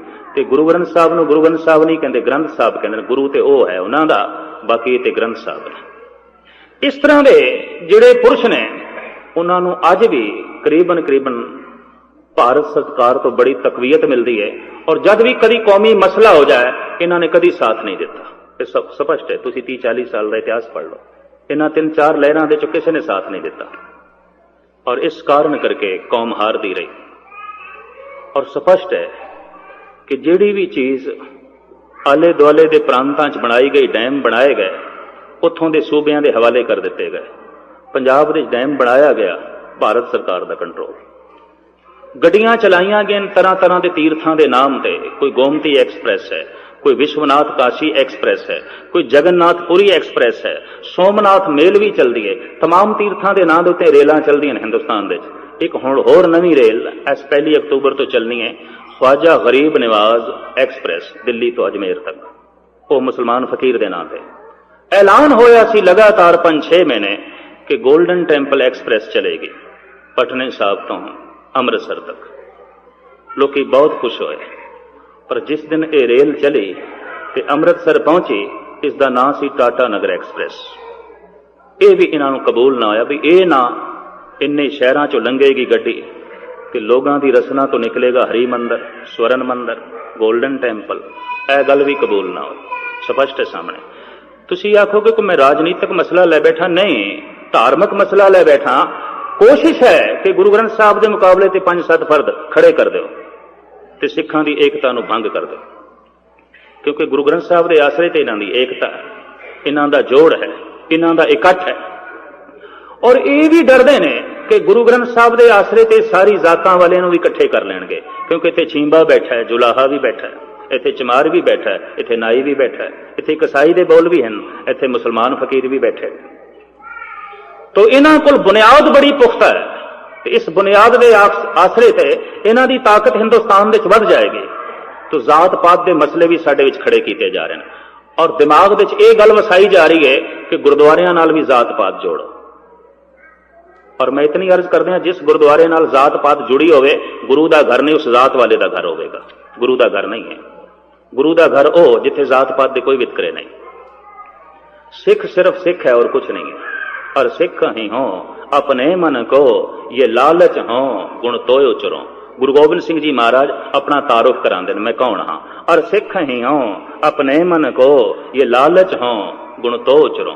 हे अकाल पुरख मन करके मैं तेरा सिख हाँ, तेरी सिखिया दे नाल अपनी जिंदगी नूं तोड़न वाला, इस सिख तो बिना मैं होर कुछ भी नहीं। और सिख ही हो अपने मन को ये लालच हो गुण तोयो चरो। एक क्रांतिकारी सतगुरां दे बोल ने, बचन ने। और सदा अंग संगे अभंगंग विभूते, जिथे तुसी इस शब्द का पाठ करो, सदा अंग संगे, ये थोड़े नाल है। गुरु मेरे संग सदा है नाल। गुर का बचन बसे जी नाले, बचन अगर जी दे नाल है, गुरु जी दे नाल है। जिथे तुसी जाओगे नाल है। जल नहीं डोबे तस्कर नहीं लेवे, भाए न साके जाले, अग नहीं जला सकती, चोर नहीं चुरा सकता, कोई डाका नहीं पै सकता इस धन दे उत्ते, नाल है। तो इस गुरु का आसरा तुसी हर वक्त पकड़ सकते हो। गुरु अर्जन देव जी महाराज का हुक्म, मेरे स्वरूप ते याते है दीरग, मेरे स्वरूप तो वड्डा करके जानना। तो हुण वड्डे ने वडियाई आप जाहिर करनी सी, तो सतगुरां ने मत्था टेकिया। ते जद सतगुरां नूं कहण लगे बैठो आप ताबे ते, महाराज कहण लगे नहीं, ये पोथी परमेश्वर का स्थान, इत्थे साक्षात परमेश्वर का स्थान है। मैं ताबे ते बैठ गया, लोगों ने जिहड़ा मत्था भी टेकना है अंदरों भावना नाल मैनू टेकना है, नहीं, जिसनों मैं मत्था टेके उसे नूं सारे मत्था टेको। ताबे ते बाबा बुढ़ा जी नूं बिठाया, आप नहीं बैठे। इतिहास है, स्पष्ट इतिहास है। और हुक्म कीता मेरे स्वरूप ते या ते है दीरग, साहिब जान अदायब कहो। मेरे स्वरूप तो वड्डा करके जानना। पूजो चंदन केसर कोकर, धूप दिखाए के फूल चढ़े। पूजा करनी है तुसी शब्द दी। इस वास्ते स्पष्ट कह दिता कि शरीर के दर्शन करने ने, गुरु गोबिंद सिंह जी महाराज ने साफ कह दिता, दीदार खालसे दा परचा शब्द। दीदार करने ने मेरे शरीर दे, तां गुरु पंथ दे दर्शन करना। मेरी आत्मा दे गुरजोत दे दर्शन करने ने, तां गुरु ग्रंथ साहब दे दर्शन करना। स्पष्ट कह दिता। ज्योति जोत जब सतगुरु समान लगे ने ना, उत्ते सिखा ने बेनती की सी, पातशाह कदी साडा दिल करे थोड़ा तन वेखना है, तो महाराज कहने लंबे चौड़े भटकण की लोड़ नहीं। सिख सो रहत पंच जो मिले, मम स्वरूप सो जानो भले। सिख पंचों में मेरो वासा, पूरन करो धरो जय आसा। पंज रहत वानिए सिख जे किधरे मिल जान, रसना ते मूल मंत्र दा जाप होवे, हिरदे विच गुरमंत्र वसिया होवे, तन ते पंज ककार ने। साहिब कहने निश्चय करके जानी अज मेरे शरीर दे ही दर्शन होए, किधरे भटकण की लोड़ नहीं, धक्के खाण की तेन लोड़ नहीं। कोई कहे ना शरीर तो बिना गल नहीं बनती, कह दिता करो दीदार खालसे दा परचा शब्द दा। सतगुरु ने हुक्म ऐसा किया। साडी गुरु पंथ की यह मर्यादा है, ये रड़कदी पई है बहुत सारे लोगों को। इन्हां दी एकता बनी हुई है, इन्हां दा संगठन बनया है, इन्हां दी ताकत बनी हुई है। और जब पिछले दिने ये मंग की गई भी ये गुरुद्वारा एक पंजाब पद्धर ते बनया होया है, आल इंडिया पद्धर ते बने, तो ना कर गए भी तो होर ताकत बढ़ जाएगी। इन्हां दी सारे गुरुद्वारे इक्को ही संगठन दे आ जान, ਇੱਕੋ ਹੀ ਮਰਿਆਦਾ ਚਲੇ, ਦੂਜੀ ਗੱਲ ਨਾ ਚਲੇ, ਮਰਿਆਦਾ ਇੱਕ, ਇਹ ਵੀ ਗੌਰਮੈਂਟ ਨੂੰ ਮਨਜ਼ੂਰ ਨਹੀਂ, ਇਹ ਵੀ ਵਿਰੋਧੀਆਂ ਨੂੰ ਮਨਜ਼ੂਰ ਨਹੀਂ ਕਿ ਮਰਿਆਦਾ ਇਹਨਾਂ ਦੀ ਇੱਕ ਚਲੇ, ਕਿਉਂਕਿ ਏਕਤਾ ਹੋ ਜਾਏਗੀ। ਤੇ ਮਰਿਆਦਾ ਵੱਖ-ਵੱਖ ਕਿਉਂ ਅਕਾਲ ਤਖਤ ਦੇ ਰਹਿਤਨਾਮੇ ਤੋਂ ਚਲਾਈ ਜਾਂਦੀ ਹੈ? ਬਹੁਤ ਵੱਡੀ ਸ਼ਰਾਰਤ ਹੈ, ਬਹੁਤ ਵੱਡੀ। ਵੀ ਕਿਸੇ ਤਰੀਕੇ ਨਾਲ ਤੇ ਖੇਰੂ ਕਰੋ, ਕਿਸੇ ਤਰੀਕੇ ਨਾਲ ਤੇ ਵੱਖ-ਵੱਖ ਕਰੋ। ਚਲੋ ਮਰਿਆਦਾ ਵੱਖ-ਵੱਖ ਕਰ ਦੋ, ਕੱਲ ਨੂੰ ਕਹਿ ਦਿਆਂਗੇ ਸਾਡਾ ਗੁਰੂ ਗ੍ਰੰਥ ਸਾਹਿਬ ਨਾਲ ਕੋਈ ਮੇਲ ਨਹੀਂ ਬੈਠਦਾ, ਫਿਰ ਹੋਰ ਧੜੇ ਖੜੇ ਕਰ ਦਿੱਤੇ ਜਾਣਗੇ। ਤਾਂ ਮਰਿਆਦਾ ਇੱਕੋ ਹੀ ਹੈ, ਚਾਹੇ ਅਖੰਡ ਪਾਠ ਸਾਹਿਬ ਰੱਖਣ ਦੀ ਹੈ। ਮਰਿਆਦਾ ਇਹ ਹੈ ਕਿ ਜਿੱਥੇ ਗੁਰੂ ਬੋਲ ਰਿਹਾ ਹੈ, ਅਖੰਡ ਪਾਠ ਚੱਲ ਰਿਹਾ ਹੈ, ਉੱਥੇ ਕੋਈ ਵਿਅਕਤੀ ਵਿਆਖਿਆ ਨਹੀਂ ਕਰ ਸਕਦਾ, ਉੱਥੇ ਕੀਰਤਨ ਨਹੀਂ ਹੋ ਸਕਦਾ, ਉੱਥੇ ਕਥਾ ਨਹੀਂ ਹੋ ਸਕਦੀ। ਤੁਸੀਂ ਬਰਦਾਸ਼ਤ ਕਰ ਸਕਦੇ ਹੋ ਔਰ ਬਰਦਾਸ਼ਤ ਕਰ ਲੈਂਦੇ ਹੋ, ਖਿਮਾ ਕਰਨੀ, ਕਹਿਣਾ ਪਏਗਾ ਉਹ ਖਾਲਸਾ ਨਹੀਂ ਜਿਹਦੇ ਦਰਸ਼ਨ ਦੇ ਚੋਂ ਗੁਰੂ ਦੇ ਦਰਸ਼ਨ ਹੋਣ। ਦੀਦਾਰ ਖਾਲਸੇ ਦਾ, ਦੀਦਾਰ ਖਾਲਸੇ ਦਾ ਇਹ ਜੋ ਕੌਮੀ ਏਕਤਾ ਦੇ ਵਿੱਚ ਵੱਜੇ ਹੋਇਆ। ਜਿੱਥੇ ਸਤਿਗੁਰੂ ਆਪ ਬੋਲ ਰਹੇ, ਹੁਣ ਦੂਜੇ ਤੀਜੇ ਦੇ ਬੋਲਣ ਦੀ ਕੀ ਲੋੜ, ਗੱਲ ਖਤਮ। ਇਸ ਵਾਸਤੇ ਮਰਿਆਦਾ ਬਣਾਈ ਗਈ ਹੈ ਕਿ ਜਿੱਥੇ ਅਖੰਡ ਪਾਠ ਹੈ ਉਹ ਅਲੱਗ ਸਿਲਸਿਲਾ, ਠੀਕ, ਰਹਿਤ ਮਰਿਆਦਾ ਬਣ ਚੁੱਕੀ ਹੈ, ਵਿਆਹ ਸ਼ਾਦੀਆਂ ਦੀ ਮਰਿਆਦਾ ਬਣ ਚੁੱਕੀ ਹੈ, ਆਨੰਦ ਕਾਰਜ ਦੀ ਮਰਿਆਦਾ ਬਣ ਚੁੱਕੀ ਹੈ, ਵਿਵਾਹ ਵਿਧੀ, ਨਾਮ ਸੰਕਰਨ, ਜਨਮ ਮਰਨ ਦੀ ਸਭ ਕੁਝ ਦੀ ਮਰਿਆਦਾ ਬਣ ਚੁੱਕੀ ਹੈ। ਲੇਕਿਨ ਉਸ ਮਰਿਆਦਾ ਦੀ ਵਿਰੋਧਤਾ ਕਿਉਂ? ਬਈ ਅਨੇਕਤਾ ਪੈਦਾ ਕਰਨੀ ਹੈ, ਵੱਖ-ਵੱਖ ਸਿਲਸਿਲੇ ਪੈਦਾ ਕਰਨੇ ਨੇ। ਹਰ ਕਦਮ ਤੇ ਸੁਚੇਤ ਰਹੋਗੇ ਤੇ ਏਕਤਾ ਬਣੀ ਰਹੇਗੀ, ਵਰਨਾ ਚਾਰੋਂ ਪਾਸੇ ਤੋਂ ਹਮਲੇ ਨੇ, ਇੱਕ ਪਾਸੇ ਨਹੀਂ, ਚਾਰੋਂ ਪਾਸੇ ਤੋਂ। ਚੈਨ ਨਾਲ ਨਾ ਸਾਡੇ ਸਤਿਗੁਰਾਂ ਨੂੰ ਬੈਠਣ ਦਿੱਤਾ ਗਿਆ, ਨਾ ਕਦੀ ਸਿੱਖਾਂ ਨੂੰ ਬੈਠਣ ਦਿੱਤਾ ਗਿਆ। ਇਤਨੀ ਮੈਂ ਅਰਜ਼ ਕਰਦੇ ਹਾਂ। ਜੇ ਗੁਰੂ ਨਾਨਕ ਨੂੰ ਭੂਤਨਾ ਬੇਤਾਲਾ ਆਖਿਆ ਕਈਆਂ ਨੇ, ਤੇ ਗੁਰੂ ਗੋਬਿੰਦ ਸਿੰਘ ਜੀ ਮਹਾਰਾਜ ਦੇ ਨਾਲ ਅੱਠੇ ਪੈਰ ਲੜਦੇ ਰਹੇ, ਗੁਰੂ ਅਰਜਨ ਦੇਵ ਜੀ ਮਹਾਰਾਜ ਨੂੰ ਤੱਤੀ ਤਵੀ ਤੇ ਬਿਠਾ ਦਿੱਤਾ, ਤਾਂ 11ਵੇਂ ਸਰੂਪ ਗੁਰੂ ਗ੍ਰੰਥ ਸਾਹਿਬ ਦੇ ਖਿਲਾਫ ਵੀ ਮੁਖਾਲਫਤ ਹੈ। ਤਰ੍ਹਾਂ ਤਰ੍ਹਾਂ ਦੀਆਂ ਚੇਮੇ ਗੋਈਆਂ ਨੇ। ਤੁਹਾਨੂੰ ਸਾਵਧਾਨ ਹੋਣਾ ਪਏਗਾ, ਸੁਚੇਤ ਹੋਣਾ ਪਏਗਾ, ਕਿਉਂਕਿ ਤੁਸੀਂ ਮਨਾ ਰਹੇ ਹੋ ਪ੍ਰਕਾਸ਼ ਉਤਸਵ। ਇਸ ਸੰਬੰਧ ਵਿੱਚ ਇਹ ਜੋ ਹੈ ਪ੍ਰੋਗਰਾਮ ਚੱਲ ਰਿਹਾ ਹੈ, ਪ੍ਰਕਾਸ਼ ਦਿਵਸ ਸਾਹਿਬ ਸ੍ਰੀ ਗੁਰੂ ਗ੍ਰੰਥ ਸਾਹਿਬ ਜੀ ਮਹਾਰਾਜ। ਜ਼ਮੀਨ ਦੇ ਉੱਤੇ ਬਹੁਤ ਖੁਸ਼ੀਆਂ ਭਰਾ ਦਿਨ ਸੀ ਜਦ ਸ਼ਬਦ ਨੂੰ ਐਲਾਨੀਆ ਤੌਰ ਤੇ ਕਹਿ ਦਿੱਤਾ ਗਿਆ ਕਿ ਇਹੀ ਗੁਰੂ ਹੈ, ਇਹਦੇ ਨਾਲ ਹੀ ਹਿਰਦਾ ਬਦਲਦਾ। ਤੁਸੀਂ ਸ਼ਬਦ ਦਾ ਜਾਪ ਕਰੀ ਜਾਓ, ਹਿਰਦਾ ਬਦਲ ਜਾਂਦਾ ਹੈ। ਤੁਸੀਂ ਸ਼ਬਦ ਦਾ ਜਾਪ ਕਰੀ ਜਾਓ, ਰਸ ਬਣ ਜਾਂਦਾ ਹੈ। ਤੁਸੀਂ ਸ਼ਬਦ ਦਾ ਜਾਪ ਕਰੀ ਜਾਓ, ਪ੍ਰਕਾਸ਼ ਬਣ ਜਾਂਦਾ ਹੈ। ਕਿਸੇ ਮਨੁੱਖ ਦੇ ਚ ਧਿਆਨ ਜੋੜੋ, ਕੱਖ ਨਹੀਂ ਬਣਦਾ, ਕੁਝ ਵੀ ਨਹੀਂ ਬਣਦਾ। ਹਜ਼ਾਰਾਂ ਮਨੁੱਖ ਇਸ ਤਰੀਕੇ ਨਾਲ ਮਨੁੱਖਾਂ ਦੇ ਚ ਧਿਆਨ ਜੋੜ ਕੇ ਖੱਪ ਗਏ ਨੇ, ਕੱਖ ਵੀ ਨਹੀਂ ਗੱਲ ਬਣਦੀ। ਸ਼ਬਦ ਦੇ ਚ ਧਿਆਨ ਜੋੜੋ, ਸ਼ਬਦ ਦਾ ਜਾਪ ਕਰੋ, ਗੱਲ ਬਣ ਜਾਂਦੀ ਹੈ। ਮੇਰੇ ਸਰੂਪ ਤੇ ਜਾਂ ਤੇ ਹਦੀਰ ਗਏ ਸਾਹਿਬ ਜਾਨ ਅਦਾਇਬ ਕਹਿ। ਸ਼ਬਦ ਦਾ ਜਾਪ ਕਰਦਿਆਂ ਕਰਦਿਆਂ ਜਿਹੜਾ ਅੱਗੇ ਲੰਘ ਜਾਂਦਾ, ਬਹੁਤ ਅੱਗੇ ਲੰਘ ਜਾਂਦਾ, ਦੁਆਰ ਤੇ ਪਹੁੰਚ ਜਾਂਦਾ ਹੈ, ਉਹਨਾਂ ਦੀ ਗੱਲ ਕੁਛ ਹੋਰ ਹੈ। ਔਰ ਭਾਈ ਸਾਹਿਬ, ਭਾਈ ਨੰਦ ਲਾਲ ਨੇ ਇਸ ਸੰਬੰਧ ਵਿੱਚ ਬਹੁਤ ਕੁਝ ਕਿਹਾ। 5-10 ਮਿੰਟ ਮੈਂ ਤੁਹਾਡੇ ਹੋਰ ਲਵਾਂਗਾ, ਤਾਂ ਕਿ ਮੈਂ ਕੱਲ ਜਿੱਥੇ ਇੱਕ ਲੜੀ ਨੂੰ ਅਧੂਰਾ ਛੱਡਿਆ ਸੀ, ਮੇਰੀ ਜ਼ਮੀਰ ਤੇ ਬੋਝ ਪਿਆ ਹੋਇਆ। ਨੰਦ ਲਾਲ ਕਹਿੰਦੇ ਨੇ, ਐ ਸੂਫੀਓ, ਜੇ ਕਿਧਰੇ ਤੁਹਾਨੂੰ ਗੁਰੂ ਨਾਨਕ, ਗੁਰੂ ਗੋਬਿੰਦ ਸਿੰਘ ਜੈਸਾ ਰਹਿਬਰ ਮਿਲਦਾ, ਇਹ ਭਟਕਣਾ ਤੁਹਾਡੀ ਦੁਨੀਆ 'ਚ ਨਹੀਂ ਹੋਣੀ ਸੀ, ਇਹ ਪਰੇਸ਼ਾਨੀ ਤੁਹਾਡੀ ਦੁਨੀਆ 'ਚ ਨਹੀਂ ਹੋਣੀ ਸੀ। ਗੁਰੂ ਦੀ ਮਹਿਮਾ ਗਜ਼ਨੀ ਤੋਂ ਆਇਆ ਇਹ ਪੁਰਸ਼ ਗਾਇਨ ਕਰਦਾ ਹੈ। ਗਜ਼ਨੀ ਦੇ ਰਹਿਣ ਵਾਲੇ ਸਨ। ਮੈਂ ਇਹਨਾਂ ਦਾ ਸਥਾਨ ਵੇਖ ਕੇ ਆਇਆ ਗਜ਼ਨੀ ਦੇ ਵਿੱਚ। ਉੱਥੇ ਭਾਈ ਸਾਹਿਬ, ਭਾਈ ਨੰਦ ਲਾਲ ਦੀਆਂ ਕੁਝ ਲਿਖਤਾਂ ਵੀ ਪਈਆਂ ਨੇ ਕਿ ਉਹੀ ਮਕਾਨ ਜਿੱਥੇ ਭਾਈ ਸਾਹਿਬ ਜੀ ਰਹੇ ਸਨ, ਉਹੀ ਬਣਿਆ ਹੈ। ਉਹਨੂੰ ਹੁਣ ਗੁਰਦੁਆਰੇ ਦੀ ਸ਼ਕਲ ਦੇ ਦਿੱਤੀ ਨੇ। ਗਜ਼ਨੀ ਵਿੱਚ, ਅਫਗਾਨਿਸਤਾਨ ਦੇ ਅੰਦਰ, ਕਾਬਲ ਤੋਂ ਕੋਈ 60 ਮੀਲ ਦੀ ਦੂਰੀ ਤੇ ਇਲਾਕਾ ਇਹ ਸਾਰਾ ਸੂਫੀ ਸੰਤਾਂ ਦਾ ਸੀ।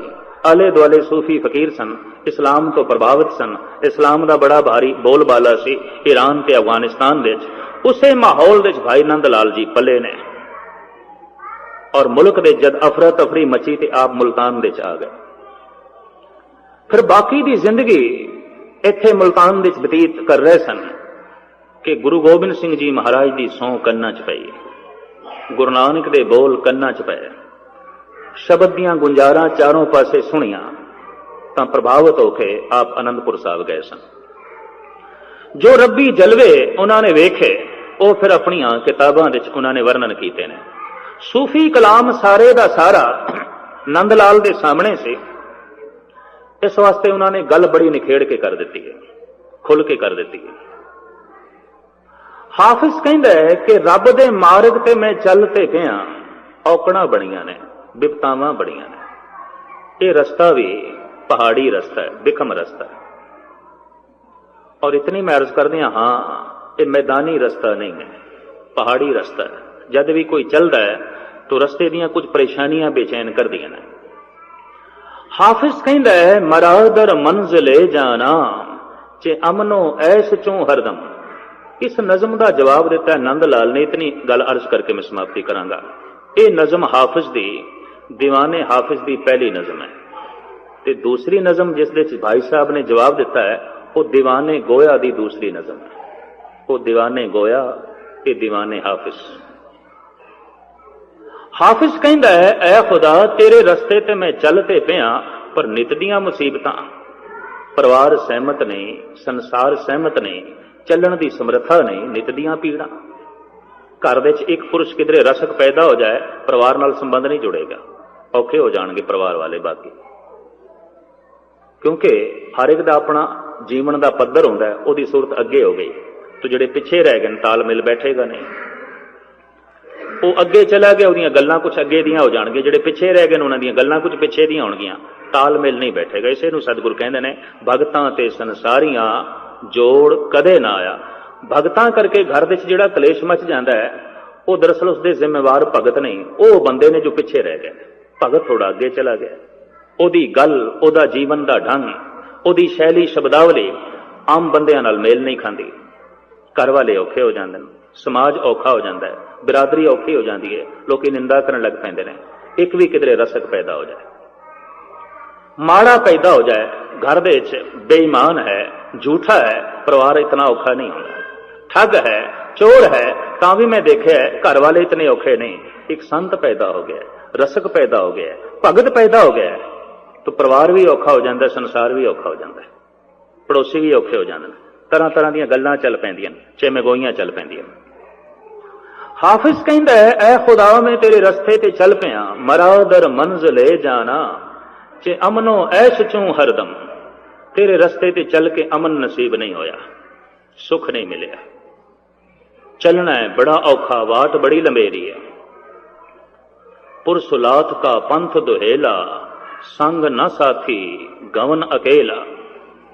मार्ग दे बड़े बड़े दृश्य खिंचे ने भगतां ने।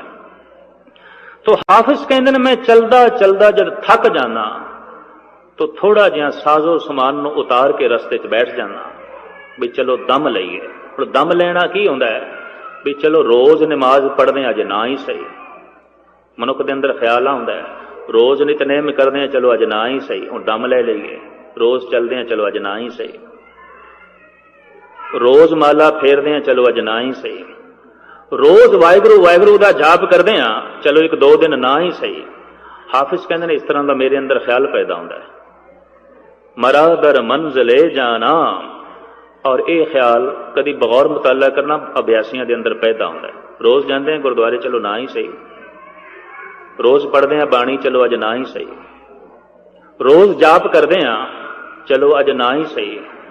कईयां दी जिंदगी च रोज पैदा होंदा होवेगा और रोज रोज करके रह जाते हैं इस ख्याल दे नाल। मरादर मंजिले जाना चे अमनो ऐश चों हरदम, जरस फरियाद में दारद के बरबंदेद महमला। कहंदे ने जब मैं साजो समान सारा खिलेर के आराम करना चाहना तो जरस कहंदे ने घड़ियाल नूं, घड़ियाल वज पैंदा है। अरब देशां दे विच जिहड़े काफले चलदे सन ना उठां दे 100-100 उठ इकट्ठे चलने, 50-50 उठ एक दूजे के पिछे बन के चलते सन, अजे भी हैं कुछ थोड़े बहुत। रस्ते च जिथे विश्राम करना हुंदा सी ना तो उठां तो ये माल सारा उतार लेंदे सन, रात आराम करते सन।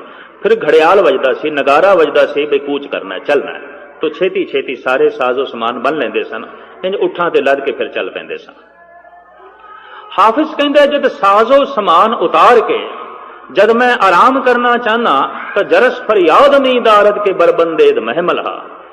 किधरे मौत दा घड़ियाल वज पैंदा है ते किसे दा जिंदगी दा कारवां कूच कर जांदा है। वो वजदा होया घड़ियाल मैनू कहंदा संभाल चल। दरअसल है तो यह घड़ियाल बहरे कन्ना नू नहीं सुनाई देंदा। पारो सी के जो हुआ तू अपने भी जान। जिहड़ी घटना पड़ोसी दे घर घटी है वो तेरे नाल भी घटनी है। तो यह घड़ियाल है, सुचेत करता है भी खाली जाएगा और कुछ है नहीं, तो हाफिज कहते हैं जब मौत का घड़ियाल वज पैंदा मेरे कन सुन लेंदे कोई बंदा चलाना कर गया, कोई जांदा रहा।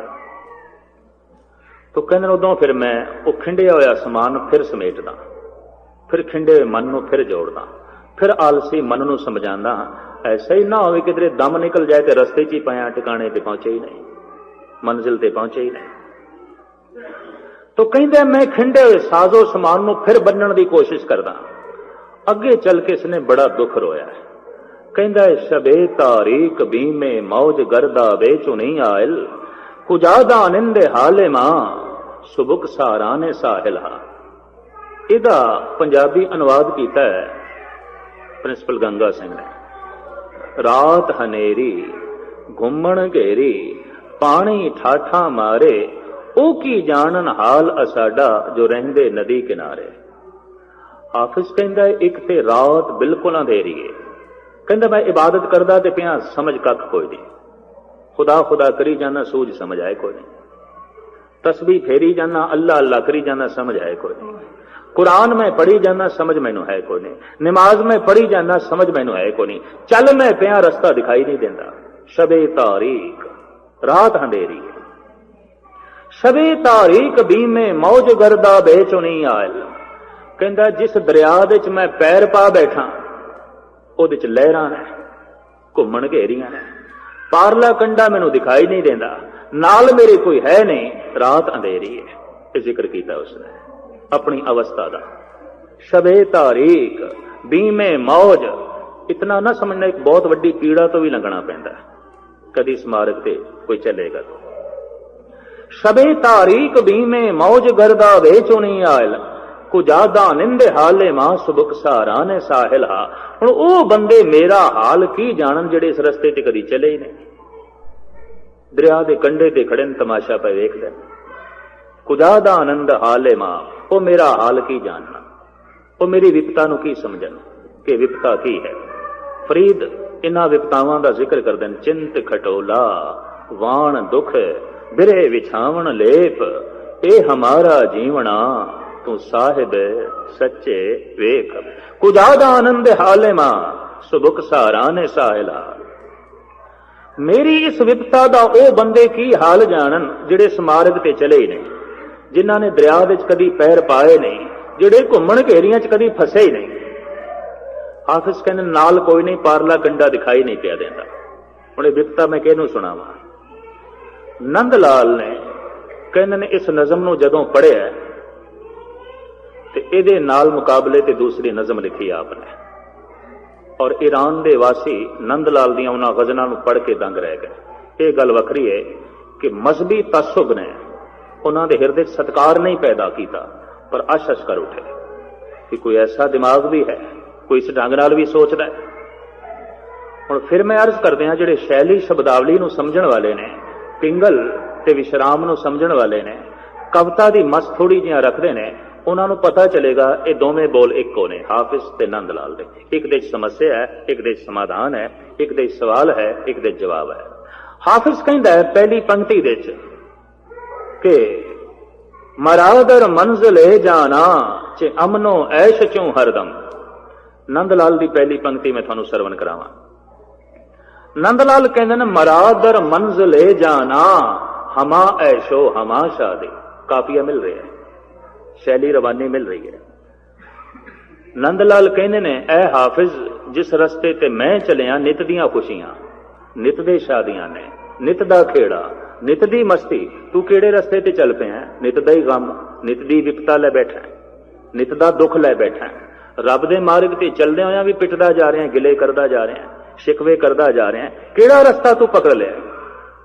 मरादर मंजिले जाना हमा ऐशो हमा शादी, जरस बेहूदा में नालद कुजा बंदे महमला। नंदलाल हाफिज कहंदा है जरस फरियाद उम्मीदारद कि बर बंदेद महमला। मौत दा घड़ियाल वज पैंदा है ते खिंडिया होया समान मैं फिर बनना। हाफिज इंज कहंदा है। ते भाई साहब कहंदे ने जरस बेहूदा में नालद कुजा बंदे महमला। ਇਹ ਮੌਤ ਦਾ ਘੜਿਆਲ ਐਵੇਂ ਬੇਹੂਦਾ ਪਿਆ ਬੋਲਦਾ ਹੈ, ਫਿਜ਼ੂਲ ਪਿਆ ਬੋਲਦਾ ਹੈ। ਅਸੀਂ ਤੇ ਮਨ ਦੀ ਗਠੜੀ ਬਨ ਕੇ ਰੱਖੀ, ਕਦੀ ਖਿਲੇਰੀ ਹੀ ਨਹੀਂ, ਸਮਾਨ ਕਦੀ ਖਿੰਡਾਇਆ ਹੀ ਨਹੀਂ, ਬਨ ਕੇ ਰੱਖੀ। ਸਾਡੀ ਨਿਤ ਚੱਲਣੇ ਦੀ ਤਿਆਰੀ, ਅਸੀਂ ਤੇ ਤਿਆਰ ਬੈਠੇ ਹਾਂ। ਕੱਲ ਦੀ ਮੌਤ ਆਉਂਦੀ ਭਾਵੇਂ ਅੱਜ ਆ ਜਾਏ। ਜਿਸ ਮਰਨੇ ਤੇ ਜਗ ਡਰੇ ਮੇਰੇ ਮਨ ਆਨੰਦ, ਮਰਨੇ ਹੀ ਤੇ ਪਾਈਏ ਪੂਰਨ ਪਰਮਾਨੰਦ। ਐ ਹਾਫਿਜ਼, ਤੈਨੂੰ ਗਮ ਹੋ ਸਕਦਾ ਇਸ ਘੜਿਆਲ ਦਾ, ਕਿਉਂਕਿ ਤੂੰ ਸਮਾਨ ਸਾਰਾ ਖਿਲੇਰ ਬੈਠਾ, ਹੁਣ ਸਮੇਟੇਗਾ, ਬੰਨੇਗਾ। ਤੇ ਅਸੀਂ ਕਦੀ ਖਿਲੇਰਿਆ ਹੀ ਨਹੀਂ, ਬਨ ਕੇ ਬੈਠੇ, ਤਿਆਰ ਬੈਠੇ। ਜਰਸ ਬੇਹੂਦਾ ਮੇ ਨਾਲ, ਕੋਈ ਇਸ ਢੰਗ ਨਾਲ ਵੀ ਕਹਿ ਸਕਦਾ ਹੈ, ਮੌਤ ਦਾ ਘੜਿਆਲ ਬੇਹੂਦਾ ਪਿਆ ਬੋਲਦਾ। ਗੁਰੂ ਗੋਬਿੰਦ ਸਿੰਘ ਜੀ ਮਹਾਰਾਜ ਦੇ ਚਰਨਾਂ 'ਚ ਰਹਿ ਕੇ ਪਤਾ ਚੱਲਿਆ ਮੌਤ ਬੇਹੂਦਾ, ਕੁਛ ਵੀ ਨਹੀਂ। ਅਸੀਂ ਤੇ ਤਿਆਰ ਬੈਠੇ, ਗਠੜੀ ਬਨ ਕੇ ਰੱਖੀ, ਸਾਡੀ ਨਿਤ ਚੱਲਣੇ ਦੀ ਤਿਆਰੀ। ਜਰਸ ਬੇਹੂਦਾ ਮੇ ਨਾਲ। ਕਿਤਨੇ ਇਹ ਪਾਇਦਾਰ ਰੱਬੀ ਸ਼ਾਇਰ ਨੇ। ਕਹਿੰਦੇ ਨੇ ਆਪ ਦੇ ਕੋਲ ਇੱਕ ਐਸਾ ਸੰਸਾਰੀ ਸ਼ਾਇਰ ਆਇਆ ਜਿਸ ਨੇ ਲੈਲਾ ਤੇ ਮਜਨੂ ਦਾ ਕਿੱਸਾ ਲਿਖਿਆ ਸੀ। ਤੇ ਆ ਕੇ ਕਹਿਣ ਲੱਗਾ, ਭਾਈ ਨੰਦ ਲਾਲ, ਮੈਂ ਸੁਣਿਆ ਗੁਰੂ ਗੋਬਿੰਦ ਸਿੰਘ ਜੀ ਮਹਾਰਾਜ ਤੁਹਾਡੇ ਤੇ ਬੜੇ ਪ੍ਰਸੰਨ ਨੇ ਤੇ ਕਵੀਆਂ ਦੇ ਚੋਂ ਸਿਰਮੌਰ ਰੁਤਬਾ ਤੁਹਾਨੂੰ ਦਿੱਤਾ ਹੈ, ਤੁਹਾਡੀ ਬੜੀ ਪ੍ਰਤਿਸ਼ਠਾ ਕਰਦੇ ਨੇ, ਬੜੀ ਗੱਲ ਹੈ ਤੁਹਾਡੀ ਗੁਰੂ ਘਰ ਵਿੱਚ। ਤੇ ਮੈਂ ਵੀ ਕੁਝ ਨਜ਼ਮਾਂ ਲਿਖੀਆਂ ਨੇ, ਸੁਣੋ। ਜਿਹੜਾ ਇੰਨਾ ਵੱਡਾ ਸ਼ਾਇਰ ਹੈ, ਕੁਦਰਤੀ ਗੱਲ ਹੈ ਸ਼ਾਇਰੀ ਦਾ ਸਰੋਤਾ ਹੋਵੇਗਾ, ਤਾਂ ਮੈਂ ਸਰੋਤਾ ਲੱਭਦਾ ਫਿਰਦਾ ਸੀ, ਤੁਸੀਂ ਮੇਰੀਆਂ ਕੁਝ ਨਜ਼ਮਾਂ ਸੁਣੋ। ਭਾਈ ਸਾਹਿਬ ਕਹਿਣ ਲੱਗੇ, ਸੁਣਾ। ਉਹਨੇ ਪਹਿਲੀ ਨਜ਼ਮਾਂ ਵਿੱਚ ਮਜਨੂ ਦੀ ਜੀਵਨ ਕਥਾ ਸੁਣਾ ਦਿੱਤੀ। ਭਾਈ ਸਾਹਿਬ ਸੁਣਦੇ ਰਹੇ। ਫਿਰ ਉਹ ਕਹਿਣ ਲੱਗਾ, ਮੈਂ ਹੁਣ ਲੈਲਾ ਦੀ ਕਥਾ ਸੁਣਾਣਾ। ਭਾਈ ਨੰਦ ਲਾਲ ਬੋਲਦੇ ਨੇ, ਇਸੇ ਦੀਵਾਨੇ ਗੋਇਆ ਦੀ ਨਜ਼ਮ ਹੈ। ਭਾਈ ਸਾਹਿਬ ਕਹਿੰਦੇ ਨੇ, ਮਗੋ ਅਜ਼ ਹਾਲੇ ਲੈ ਲਈ, ਹੁਣ ਨਾ ਸੁਣਾ, ਮੈਂ ਨਹੀਂ ਸੁਣਨਾ। ਮਗੋ ਅਜ਼ ਹਾਲੇ ਲੈ ਲਈ, ਬਾਦਲੇ ਸ਼ੌਰੀ ਦਾ ਐ ਗੋਇਆ ਕਿ ਸ਼ਰਾਏ ਕਿੱਸਾ ਹੈ ਮਜਨੂ ਮਰਾ ਦੀਵਾਨਾ ਮੇ ਸਾਜ਼ਤ। ਮਜਨੂ ਦੀ ਗੱਲ ਤੂੰ ਕੀ ਸੁਣਾਈ ਹੈ, ਮੇਰੇ ਮਨ ਵਿੱਚ ਹੁਣ ਹੋਰ ਸੁਣਨ ਦੀ ਤਾਬ ਨਹੀਂ। ਚਿੱਤ ਗੁਰੂ ਦੇ ਚਰਨਾਂ ਨਾਲ ਜੁੜ ਗਿਆ, ਸ਼ਬਦ ਵਿੱਚ ਸੁਰਤ ਇੱਕਮਿਕ ਹੋ ਗਈ। ਲੈਲਾ ਦੀ ਗੱਲ ਸੁਣਨ ਦੀ ਹੁਣ ਤਾਬ ਨਹੀਂ। ਸੰਸਾਰੀ ਤੌਰ ਤੇ ਇਸ ਢੰਗ ਦਾ ਪ੍ਰੇਮ ਆਉਂਦਾ, ਹਿਰਦਾ ਜੁੜ ਗਿਆ ਗੁਰੂ ਦੇ ਚਰਨਾਂ 'ਚ। ਕਮਾਲ ਦੀ ਗੱਲ ਮਜਨੂ ਦੀ ਸੁਣੀ, ਜੁੜ ਗਿਆ ਗੁਰੂ ਗੋਬਿੰਦ ਸਿੰਘ ਜੀ ਦੇ ਨਾਲ। ਤੇ ਉਹ ਬੰਦੇ ਕਿਤਨੇ ਪੱਥਰ ਦਿਲ ਨੇ ਕਿ ਗੁਰੂ ਗੋਬਿੰਦ ਸਿੰਘ ਜੀ ਦੀ ਗੱਲ ਸੁਣ ਕੇ ਵੀ ਗੁਰੂ ਗੋਬਿੰਦ ਸਿੰਘ ਨਾਲ ਨਾ ਜੁੜਨ, ਗੁਰੂ ਨਾਨਕ ਦੀ ਗੱਲ ਸੁਣ ਕੇ ਵੀ ਗੁਰੂ ਨਾਨਕ ਨਾਲ ਨਾ ਜੁੜਨ। ਗੱਲ ਮਜਨੂ ਦੀ ਸੁਣੀ, ਜੁੜ ਗਿਆ ਕਲਗੀਧਰ ਨਾਲ। ਗੱਲ ਮਜਨੂ ਦੀ ਸੁਣੀ, ਸ਼ਬਦ ਵਿੱਚ ਸੁਰਤ ਜੁੜ ਗਈ। ਭਾਈ ਸਾਹਿਬ ਦਾ ਇਸ ਢੰਗ ਦਾ ਹਿਰਦਾ ਬੈਰਾਗੀ ਹੈ। ਭਾਈ ਜੀ ਕਹਿੰਦੇ ਨੇ, ਇਹ ਮੌਤ ਦਾ ਘੜਿਆਲ ਬੇਹੂਦਾ ਪਿਆ ਬੋਲਦਾ, ਅਸੀਂ ਤੇ ਗਠੜੀ ਬਨ ਕੇ ਰੱਖੀ, ਤਿਆਰ ਬੈਠੇ ਹਾਂ। ਜਰਸ ਬੇਹੂਦਾ ਮੇ ਨਾਲ ਕੁਝਾ ਬੰਦੇ ਮਹਿਮਲਹਾ। ਅਗਾਂਹ ਚਲ ਕੇ ਜਿਹੜਾ ਹਾਫਿਜ਼ ਨੇ ਕਿਹਾ, ਸ਼ਬੇ ਤਾਰੀਕ ਬੀਮੇ ਮੌਜ ਗਰਦਾ ਵੇਚੁਨੀ ਆਲ। ਰਾਤ ਹਨੇਰੀ ਹੈ ਔਰ ਦਰਿਆ ਦੀਆਂ ਲਹਿਰਾਂ ਵਿੱਚ ਮੈਂ ਫਸ ਗਿਆ, ਘੁੰਮਣ ਘੇਰੀ 'ਚ। ਪਾਰਲਾ ਕੰਡਾ ਦਿਖਾਈ ਨਹੀਂ ਦਿੰਦਾ, ਉਰਾਰ ਤੋਂ ਦੂਰ ਆ ਗਿਆ, ਬਈ ਸੰਸਾਰ ਤੋਂ ਤੇ ਦੂਰ ਆ ਗਿਆ, ਖੁਦਾ ਦਾ ਘਰ ਦਿਖਾਈ ਨਹੀਂ ਦਿੰਦਾ। ਘੁੰਮਣ ਘੇਰੀ 'ਚ ਫਸ ਗਿਆ, ਦੁਬਦਾ ਦੇ ਨਾਲ ਕੋਈ ਹੈ ਨਹੀਂ, ਰਹਿਬਰ ਕੋਈ ਹੈ ਨਹੀਂ, ਚਾਨਣਾ ਵੀ ਕੋਈ ਨਹੀਂ, ਅੰਧੇਰਾ। ਸ਼ਬੇ ਤਾਰੀਕ ਬੀਮੇ ਮੌਜ ਗਰਦਾ ਵੇਚੋ ਨਹੀਂ ਆਇਲ, ਕੁਜਾਦਾ ਨਿੰਦੇ ਹਾਲੇ ਮਾਂ ਸੁਬੁਕ ਸਾਰਾਨੇ ਸਾਹਿਲਾ। ਹੁਣ ਉਹ ਬੰਦੇ ਮੇਰਾ ਹਾਲ ਕੀ ਜਾਣਨ ਜਿਹੜੇ ਸਾਹਿਲ ਤੇ ਖੜੇ ਨੇ। ਭਾਈ ਸਾਹਿਬ ਇਸ ਦਾ ਜਵਾਬ ਦਿੰਦੇ ਨੇ, ਬੜਾ ਕੀਮਤੀ ਹੈ। ਭਾਈ ਨੰਦ ਲਾਲ, ਕਦੀ ਇਸ ਸ਼ੌਕ ਦੇ ਨਾਲ ਪੜ੍ਹਨਾ। ਭਾਈ ਜੀ ਕਹਿੰਦੇ ਨੇ, ਖੁਦਾ ਹਾਜ਼ਰ ਬਵਦਾਇਨ। ਤੂੰ ਕਹਿੰਦਾ ਮੈਨੂੰ ਪਾਰਲਾ ਕੰਡਾ ਨਹੀਂ ਦਿਖਾਈ ਦਿੰਦਾ, ਮੈਨੂੰ ਖੁਦਾ ਹਾਜ਼ਰ ਨਾਜ਼ਰ ਦਿਖਾਈ ਦਿੰਦਾ। ਖੁਦਾ ਹਾਜ਼ਰ ਬਵਦਾਇਨ ਬਬੀ ਦੀਦਾਰੇ ਪਾਕਿਸ਼ਰਾ। ਮੈਂ ਉਹਦਾ ਪਾਕ ਦੀਦਾਰ ਇਹਨਾਂ ਦੋ ਅੱਖਾਂ ਨਾਲ ਕਰਦਾ। ਤੈਨੂੰ ਪਾਰਲਾ ਕੰਡਾ ਦਿਖਾਈ ਨਹੀਂ ਦਿੰਦਾ, ਤੂੰ ਕਿਹੜੇ ਰਸਤੇ ਤੇ ਚੱਲ ਪਿਆ? ਅਸੀਂ ਤੇ ਉਸ ਰਸਤੇ ਤੇ ਪੈਰ ਰੱਖਿਆ ਜਿੱਥੇ ਪਾਰਲਾ ਕੰਡਾ ਪਹਿਲੇ ਦਿਖਾਈ ਦੇਣ ਲੱਗ ਪਿਆ, ਤੇ ਪਾਰਲੇ ਕੰਡੇ ਨੂੰ ਵੇਖ ਕੇ ਹੀ ਚੱਲ ਪਿਆ। ਪਹਿਲਾ ਵਤ ਸਿਆਣੀ ਹੈ ਤਾਂ ਕੀ ਜੇ ਵਾਪਾਰ। ਤੂੰ ਕਿਹੜੇ ਮਾਰਗ ਤੇ ਚੱਲ ਪਏ, ਤੈਨੂੰ ਪਾਰਲਾ ਕੰਡਾ ਨਹੀਂ ਦਿਖਾਈ ਦਿੰਦਾ। ਖੁਦਾ ਹਾਜ਼ਰ ਬਵਦਾਇਮ ਬੰਬੀ ਦੀ ਦਾਰੇ ਪਾਕਿਸ਼ਰਾ। ਹੁਣ ਜਿਤਨੇ ਚਿਰ ਤੱਕ ਨਿਰੰਕਾਰ ਦੀ ਅੰਦਰ ਕੋਈ ਝਲਕ ਨਾ ਪਵੇ ਤੇ ਸੰਸਾਰ ਛੱਡਣਾ ਬੜੀ ਔਖੀ ਗੱਲ ਹੈ। ਵੱਡੀ ਲਕੀਰ ਜਿਤਨੇ ਚਿਰ ਤੱਕ ਖਿੱਚੀਏ ਨਾ ਤੇ ਦੂਸਰੀ ਤੇ ਵੱਡੀ ਆਪਣੇ ਆਪ ਬਣੀ ਰਹਿੰਦੀ ਹੈ। ਉਹਨੂੰ ਛੋਟਾ ਕਰਨ ਦਾ ਇਹੀ ਤੇ ਵਸੀਲਾ ਹੈ। ਪਰਮ ਰਸ ਦੇ ਮਿਲਦਿਆਂ ਵਿਖੇ ਰਸ ਹਟ ਜਾਂਦੇ ਨੇ। ਪਰਮ ਜ਼ਿੰਦਗੀ ਦੇ ਮਿਲਦਿਆਂ ਇਸ ਜ਼ਿੰਦਗੀ ਦਾ ਮੋਹ ਮਿਟ ਜਾਂਦਾ ਹੈ। ਪਰਮ ਕਰਤਾਰ ਦਾ ਰਸ ਮਿਲਦਿਆਂ ਸੰਸਾਰ ਦੇ ਵਿਖੇ ਰਸ ਤੋਂ ਮਨੁੱਖ ਇੱਕ ਪਾਸੇ ਹੋ ਜਾਂਦਾ ਹੈ। ਭਾਈ ਸਾਹਿਬ ਕਹਿੰਦੇ ਨੇ ਖੁਦਾ ਹਾਜ਼ਰ ਬਵਦਾਇਮ ਬਬੀ ਦੀ ਦਾਰੇ ਪਾਕਸ਼ਰਾ ਨਾ ਗਰਦਾ ਬੋ ਦਰੋ ਆਇਲ ਨਾ ਦਰਿਆ ਓ ਨਾ ਸਾਹਿਲ ਆ। ਮੇਰੇ ਗੁਰੂ ਨੇ ਮੇਰੇ ਮੁਰਸ਼ਦ ਨੇ ਮੈਨੂੰ ਐਸੇ ਮਾਰਗ ਤੇ ਤੋਰਿਆ ਨਾ ਦਰਿਆ ਪੈਂਦਾ ਨਾ ਘੁੰਮਣ ਘੇਰੀਆਂ ਨੇ, ਸਾਨੂੰ ਤੇ ਪਾਰ ਪ੍ਰਮਾਤਮਾ ਦਿਸਦਾ ਪਿਆ, ਪਹੁੰਚ ਗਏ। ਤੂੰ ਕਿਹੜੇ ਰਸਤੇ ਤੇ ਚੱਲੇ ਆ? ਹਾਫਿਜ਼ ਨੂੰ ਸਿੱਧਾ ਜਵਾਬ ਦਿੱਤਾ, ਰਹਿਬਰ ਮੇਰਾ ਮੁਰਸ਼ਦ ਮੇਰੇ ਨਾਲ ਹੈ। ਖੁਦਾ ਹਾਜ਼ਰ ਬਵਦਾ ਹੈ। ਤੂੰ ਕਹਿੰਦਾ ਮੈਨੂੰ ਪਾਰਲਾ ਕੰਡਾ ਨਹੀਂ ਦਿਖਾਈ ਦਿੰਦਾ ਤੇ ਮੈਂ ਇਹਨਾਂ ਅੱਖਾਂ ਨਾਲ ਵੇਖ ਰਿਹਾ। ਤੂੰ ਕਹਿੰਦਾ ਮੇਰੇ ਨਾਲ ਕੋਈ ਨਹੀਂ ਤੇ ਮੇਰਾ ਮੁਰਸ਼ਦ ਮੇਰੇ ਨਾਲ ਹੈ, ਅੱਠੇ ਪੈਰ। ਮੈਨੂੰ ਐਸੇ ਮੁਰਸ਼ਦ ਦੀ ਜੋ ਹੈ ਮਿਲਾਪ ਹੋ ਗਈ ਹੈ, ਮਿਲਨ ਹੋ ਗਿਆ ਹੈ, ਜਿਹੜਾ ਕਦੀ ਮੈਥੋਂ ਵਿਛੜਦਾ ਨਹੀਂ। ਤੋ ਐਸਾ ਮੁਰਸ਼ਦ ਸਿਰਫ ਸ਼ਬਦ ਹੋ ਸਕਦਾ। ਤਨ ਅੱਜ ਹੈ ਕੱਲ ਨਹੀਂ। ਤੇ ਅੱਠੇ ਪੈਰ ਨਾਲ ਨਾ ਪੁੱਤਰ ਹੋ ਸਕਦੇ ਨਾ ਮਿੱਤਰ ਹੋ ਸਕਦਾ, ਨਾ ਪਤਨੀ ਹੋ ਸਕਦੀ ਹੈ, ਨਾ ਮਾਂ ਬਾਪ ਹੋ ਸਕਦਾ, ਨਾ ਭਰਾ ਹੋ ਸਕਦਾ। ਅੱਠੇ ਪੈਰ ਬੰਦੇ ਦੇ ਨਾਲ ਸ਼ਬਦ ਹੋ ਸਕਦਾ, ਗੁਰ ਜੋਤੀ ਹੋ ਸਕਦੀ ਹੈ। ਗੁਰੂ ਮੇਰੇ ਸੰਗ ਸਦਾ ਹੈ ਨਾਲ ਹੈ। ਭਾਈ ਸਾਹਿਬ ਭਾਈ ਨੰਦ ਲਾਲ ਕਹਿੰਦੇ ਨੇ ਕਾਸ਼ ਕਿ ਤੈਨੂੰ ਕੋਈ ਦੱਸਣ ਵਾਲਾ ਮਿਲਦਾ ਹਾਫਿਜ਼ ਕਿ ਸ਼ਬਦ ਦਾ ਪ੍ਰਕਾਸ਼ ਕਦਮ ਕਦਮ ਦੇ ਵਿੱਚ ਰਹਿਬਰੀ ਕਰਦਾ ਹੈ ਔਰ ਉਹਦੇ ਨਾਲ ਪਾਰਲਾ ਕੰਡਾ ਦਿਸ ਪੈਂਦਾ ਜਾਪ ਦੇ ਨਾਲ। ਤੂੰ ਇਹ ਜਿਹੜੇ ਰੋਣੇ ਰੋ ਰਹੇ ਹੈ ਦੁਬਦਾ ਦੇ, ਤੈਨੂੰ ਇਸ ਤਰ੍ਹਾਂ ਦੇ ਸ਼ਬਦ ਦੱਸਣ ਵਾਲਾ ਕੋਈ ਨਹੀਂ, ਤੈਨੂੰ ਇਸ ਤਰ੍ਹਾਂ ਦੇ ਸ਼ਬਦਾਂ ਦੀ ਪ੍ਰਾਪਤੀ ਨਹੀਂ, ਤੈਨੂੰ ਇਸ ਤਰ੍ਹਾਂ ਦੇ ਗਿਆਨ ਦੀ ਪ੍ਰਾਪਤੀ ਨਹੀਂ। ਇਸ ਵਾਸਤੇ ਰੱਬ ਦੇ ਮਾਰਗ ਤੇ ਜਾ ਕੇ ਚੱਲਦਾ ਹੋਇਆ ਵੀ ਤੂੰ ਰੱਬ ਤੇ ਸ਼ਿਕਵੇ ਕਰੀ ਜਾਂਦਾ, ਗਿਲੇ ਕਰੀ ਜਾਂਦਾ ਔਰ ਕਹੀ ਜਾਂਦਾ ਵਿਖੜਾ ਰਸਤਾ ਹੈ, ਇਹ ਹੈ ਉਹ ਹੈ, ਤੇ ਤੇਰੇ ਇਹਨਾਂ ਰੋਣਿਆਂ ਨੂੰ ਵੇਖ ਕੇ ਕੌਣ ਚੱਲੇਗਾ? ਭਾਈ ਸਾਹਿਬ ਭਾਈ ਨੰਦ ਲਾਲ ਬੜਾ ਹੌਸਲਾ ਵਧਾਉਂਦੇ ਨੇ, ਮਰਾਦਰ ਮੰਜ਼ਲੇ ਜਾਣਾ ਹਮਾ ਐਸ਼ੋ ਹਮਾ ਸ਼ਾਦੀ। ਰੋਜ਼ ਦੀਆਂ ਖੁਸ਼ੀਆਂ ਨੇ, ਰੋਜ਼ ਦਾ ਆਨੰਦ ਹੈ, ਰੋਜ਼ ਦੇ ਖੇੜੇ ਨੇ।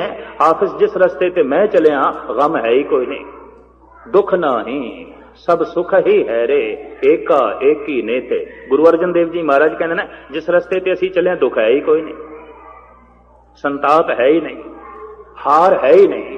ਨਿਤ ਦੀ ਜ਼ਿੰਦਗੀ ਹੈ, ਨਿਤ ਦਾ ਜੀਵਨ ਹੈ, ਨਿਤ ਦਾ ਰਸ ਹੈ, ਨਿਤ ਦਾ ਆਨੰਦ ਹੈ। ਤੋ ਇਸ ਤਰ੍ਹਾਂ ਦਾ ਜਿਸ ਸ਼ਬਦ ਵਿੱਚ ਨਿਤ ਦਾ ਆਨੰਦ ਹੈ ਉਹ ਸਾਨੂੰ ਪ੍ਰਾਪਤ ਹੈ। ਔਰ ਇਸ ਤਰ੍ਹਾਂ ਦਾ ਸ਼ਬਦ ਪ੍ਰਗਟ ਹੋਇਆ ਰੂਹੇ ਜ਼ਮੀਨ ਵਿੱਚ, ਪ੍ਰਕਾਸ਼ਮਾਨ ਹੋਇਆ ਗੁਰਜੋਤੀ ਦੇ ਰੂਪ ਵਿੱਚ। ਉਹ ਦਿਹਾੜਾ ਸੀ ਕੱਲ ਦਾ। ਹਿੰਦੁਸਤਾਨ ਦੇ ਵੱਡੇ ਵੱਡੇ ਸ਼ਹਿਰਾਂ ਵਿੱਚ ਇਹ ਪੁਰਬ ਬਹੁਤ ਵੱਡੇ ਪੱਧਰ ਤੇ ਮਨਾਇਆ ਜਾਏਗਾ। ਤੁਸੀਂ ਵੀ ਇਸੇ ਸ਼ਰਧਾ ਦੇ ਨਾਲ ਸ਼ਾਹਿਦ ਗੁਰੂ ਗ੍ਰੰਥ ਸਾਹਿਬ ਜੀ ਮਹਾਰਾਜ ਦੀ ਕੱਲ ਦੀ ਹਾਜ਼ਰੀ ਭਰੋ ਤੇ ਅੰਦਰੋਂ ਅਰਦਾਸ ਕਰੋ, ਹੇ ਪਾਤਸ਼ਾਹ ਇਹ ਸ਼ਬਦ ਦੀ ਰਹਿਬਰੀ ਬਣੀ ਰਹੇ, ਸ਼ਬਦ ਦੀ ਟੇਕ ਬਣੀ ਰਹੇ, ਘਰ ਦੇ ਚ ਬਾਹਰ ਚਲਦਿਆਂ ਫਿਰਦਿਆਂ ਉੱਠਦਿਆਂ ਬੈਠਦਿਆਂ ਇਹ ਸ਼ਬਦ ਦੀ ਰਹਿਬਰੀ ਹਰ ਵਕਤ ਬਣੀ ਰਹੇ। ਤੇ ਚੌਗਿਰਦ ਹਮਾਰੇ ਰਾਮ ਕਾਰ ਦੁੱਖ ਲਗੇ ਨਾ ਭਾਈ। ਜਿੱਥੇ ਇਸ ਤਰ੍ਹਾਂ ਦੀ ਕਾਰ ਸ਼ਬਦ ਦੀ ਚਾਰੋਂ ਪਾਸੇ ਹੋ ਜਾਏ ਉੱਥੇ ਦੁੱਖ ਵਿਪਤਾਵਾਂ ਕਲੇਸ਼ ਸਾਰੇ ਦੇ ਸਾਰੇ ਪਖੰਡ ਇੱਕ ਪਾਸੇ ਹੋ ਜਾਂਦੇ ਨੇ। ਮੇਰੇ ਪਾਤਸ਼ਾਹ ਸਾਰਿਆਂ ਨੂੰ ਇਹ ਆਧਾਰ ਬਖਸ਼ਣ, ਸਾਰਿਆਂ ਨੂੰ ਇਹ ਸਹਾਰਾ ਬਖਸ਼ਣ। 2 ਹਾਜ਼ਰੀਆਂ ਮੈਂ ਤੁਹਾਡੇ ਚਰਨਾਂ 'ਚ ਹੋਰ ਕੱਲ ਭਰਨੀਆਂ ਨੇ, ਇੱਕ ਗਾਲਬਨ 10 ਵਜੇ ਦਿਨ ਦੇ ਤੇ ਸ਼ਾਮ ਨੂੰ ਇਸੇ ਤਰੀਕੇ ਨਾਲ 7 ਤੋਂ ਲੈ ਕੇ 8 ਵਜੇ ਤੱਕ ਹਾਜ਼ਰੀ ਮੈਂ ਤੁਹਾਡੇ ਚਰਨਾਂ 'ਚ ਭਰਨੀ ਹੈ। ਤੇ ਕੱਲ ਦੀਆਂ 2 ਹਾਜ਼ਰੀਆਂ ਭਰ ਕੇ ਫਿਰ ਮੈਂ ਆਪ ਤੋਂ ਛੁੱਟੀਆਂ ਲਵਾਂਗਾ। ਫਿਰ ਸਤਿਗੁਰ ਨੇ ਜਦ ਕਦੇ ਨਦੀ ਨਾਵ ਸੰਜੋਗੀ ਮੇਲਾ ਕਰਾਇਆ ਤੇ ਗੁਰੂ ਦੇ ਇਹ ਬੋਲ ਮੈਂ ਤੁਹਾਨੂੰ ਸਰਵਣ ਕਰਾਵਾਂਗਾ। ਅਰਦਾਸ ਹੈ ਗੁਰੂ ਗ੍ਰੰਥ ਸਾਹਿਬ ਜੀ ਮਹਾਰਾਜ ਦੇ ਚਰਨਾਂ 'ਚ ਕਿ ਜੋ ਕੁਝ ਮੈਂ ਸੁਣਾਇਆ ਹੈ ਇਹ ਲੇਖੇ ਲੱਗੇ, ਤੁਸੀਂ ਜੋ ਕੁਝ ਸੁਣਿਆ ਇਹ ਲੇਖੇ ਲੱਗੇ।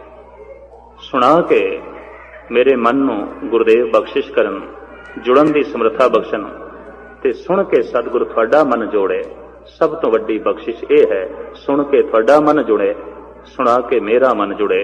ਕੋਈ ਗਾਵੇ ਕੋ ਸੁਣੇ ਹਰ ਨਾਮਾ ਚਿਤ ਲਾਏ, ਕਹੋ ਕਬੀਰ ਸੰਸਾਰ ਨਹੀਂ ਅੰਤ ਪਰਮ ਗਤ ਪਾਏ। ਤੋ ਜੁਗੋ ਜੁਗ ਅਟਲ ਸਤਿਗੁਰੂ। ਐਸਾ ਨਹੀਂ ਕਿ ਕੱਲ ਕੋਈ ਮਰ ਜਾਏ ਤੇ ਫਿਰ ਹੋਰ ਨਵਾਂ ਗੁਰੂ ਲੱਭਣ, ਫਿਰ ਪਰਸੋਂ ਹੋਰ ਕੋਈ ਲੱਭਣ। ਅੱਜ 13-14 ਦੀ ਅਰਦਾਸ ਹੋ ਰਹੀ ਹੈ ਤੇ ਸਿਲਸਿਲਾ ਚੱਲਦਾ ਰਿਹਾ, ਫਿਰ 50 ਹੋ ਜਾਣਗੇ। 5-5 10-10 ਸਾਲ ਦੇ ਬਾਅਦ ਤੇ ਭੋਗ ਪੈਂਦਾ ਹੀ ਜਾਂਦਾ ਹੈ।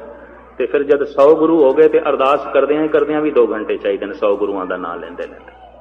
ਇਸ ਵਾਸਤੇ ਦੂਰ ਦ੍ਰਿਸ਼ਟੀ ਇਹ ਹੈ, ਸਿਆਣਪ ਇਹ ਹੈ ਕਿ ਸ਼ਬਦ ਪ੍ਰਕਾਸ਼ ਜੋ ਪ੍ਰਥਮ ਮਹਿਲੇ ਵਿੱਚ ਮਹੱਲਾ ਪਹਿਲੇ ਵਿੱਚ ਪਹਿਲੇ ਘਰ ਵਿੱਚ ਆਇਆ ਸੀ ਉਹ 11ਵੇਂ ਘਰ ਵਿੱਚ ਜੁਗੋ ਜੁਗ ਅਟਲ ਟਿਕ ਗਿਆ ਗੁਰੂ ਗ੍ਰੰਥ ਸਾਹਿਬ ਜੀ ਮਹਾਰਾਜ ਵਿੱਚ। ਇਹਦੇ ਵਿੱਚ ਆਪਣੀ ਸੁਰਤ ਔਰ ਧਿਆਨ ਜੋੜ ਕੇ ਉਸ ਪਰਮ ਆਨੰਦ ਨੂੰ ਆਪ ਪ੍ਰਾਪਤ ਕਰੋ। ਕੱਲ ਸਵੇਰੇ ਤੇ ਕੱਲ ਸ਼ਾਮ ਨੂੰ ਜਿਵੇਂ ਗੁਰੂ ਗ੍ਰੰਥ ਸਾਹਿਬ ਜੀ ਮਹਾਰਾਜ ਤੋਂ ਬੋਲ ਮਿਲੇ ਆਪ ਜੀ ਦੇ ਸਾਹਮਣੇ ਸੁਣਾਉਣ ਦੀ ਕੋਸ਼ਿਸ਼ ਕਰਾਂਗਾ। ਹਾਰਦਿਕ ਤੌਰ ਤੇ ਸਾਰਿਆਂ ਦਾ ਧੰਨਵਾਦ। ਤੁਸੀਂ ਟਿਕ ਕੇ ਸਰਵਣ ਕਰਦੇ ਰਹੋ ਤੇ ਮੈਨੂੰ ਆਪਣੀ ਟਿਕੀ ਹੋਈ ਧਿਆਨ ਦੀ ਬਿਰਤੀ ਦਾ ਸਦਕਾ ਸੁਣਾਉਣ ਦੀ ਸਮਰੱਥਾ ਦਿੰਦੇ ਰਹੋ। तो भुल चुक लई खिमा की याचना भी है और गज वज के आखिरी फतेह प्रवान करनी। वाहिगुरू जी का खालसा वाहिगुरू जी की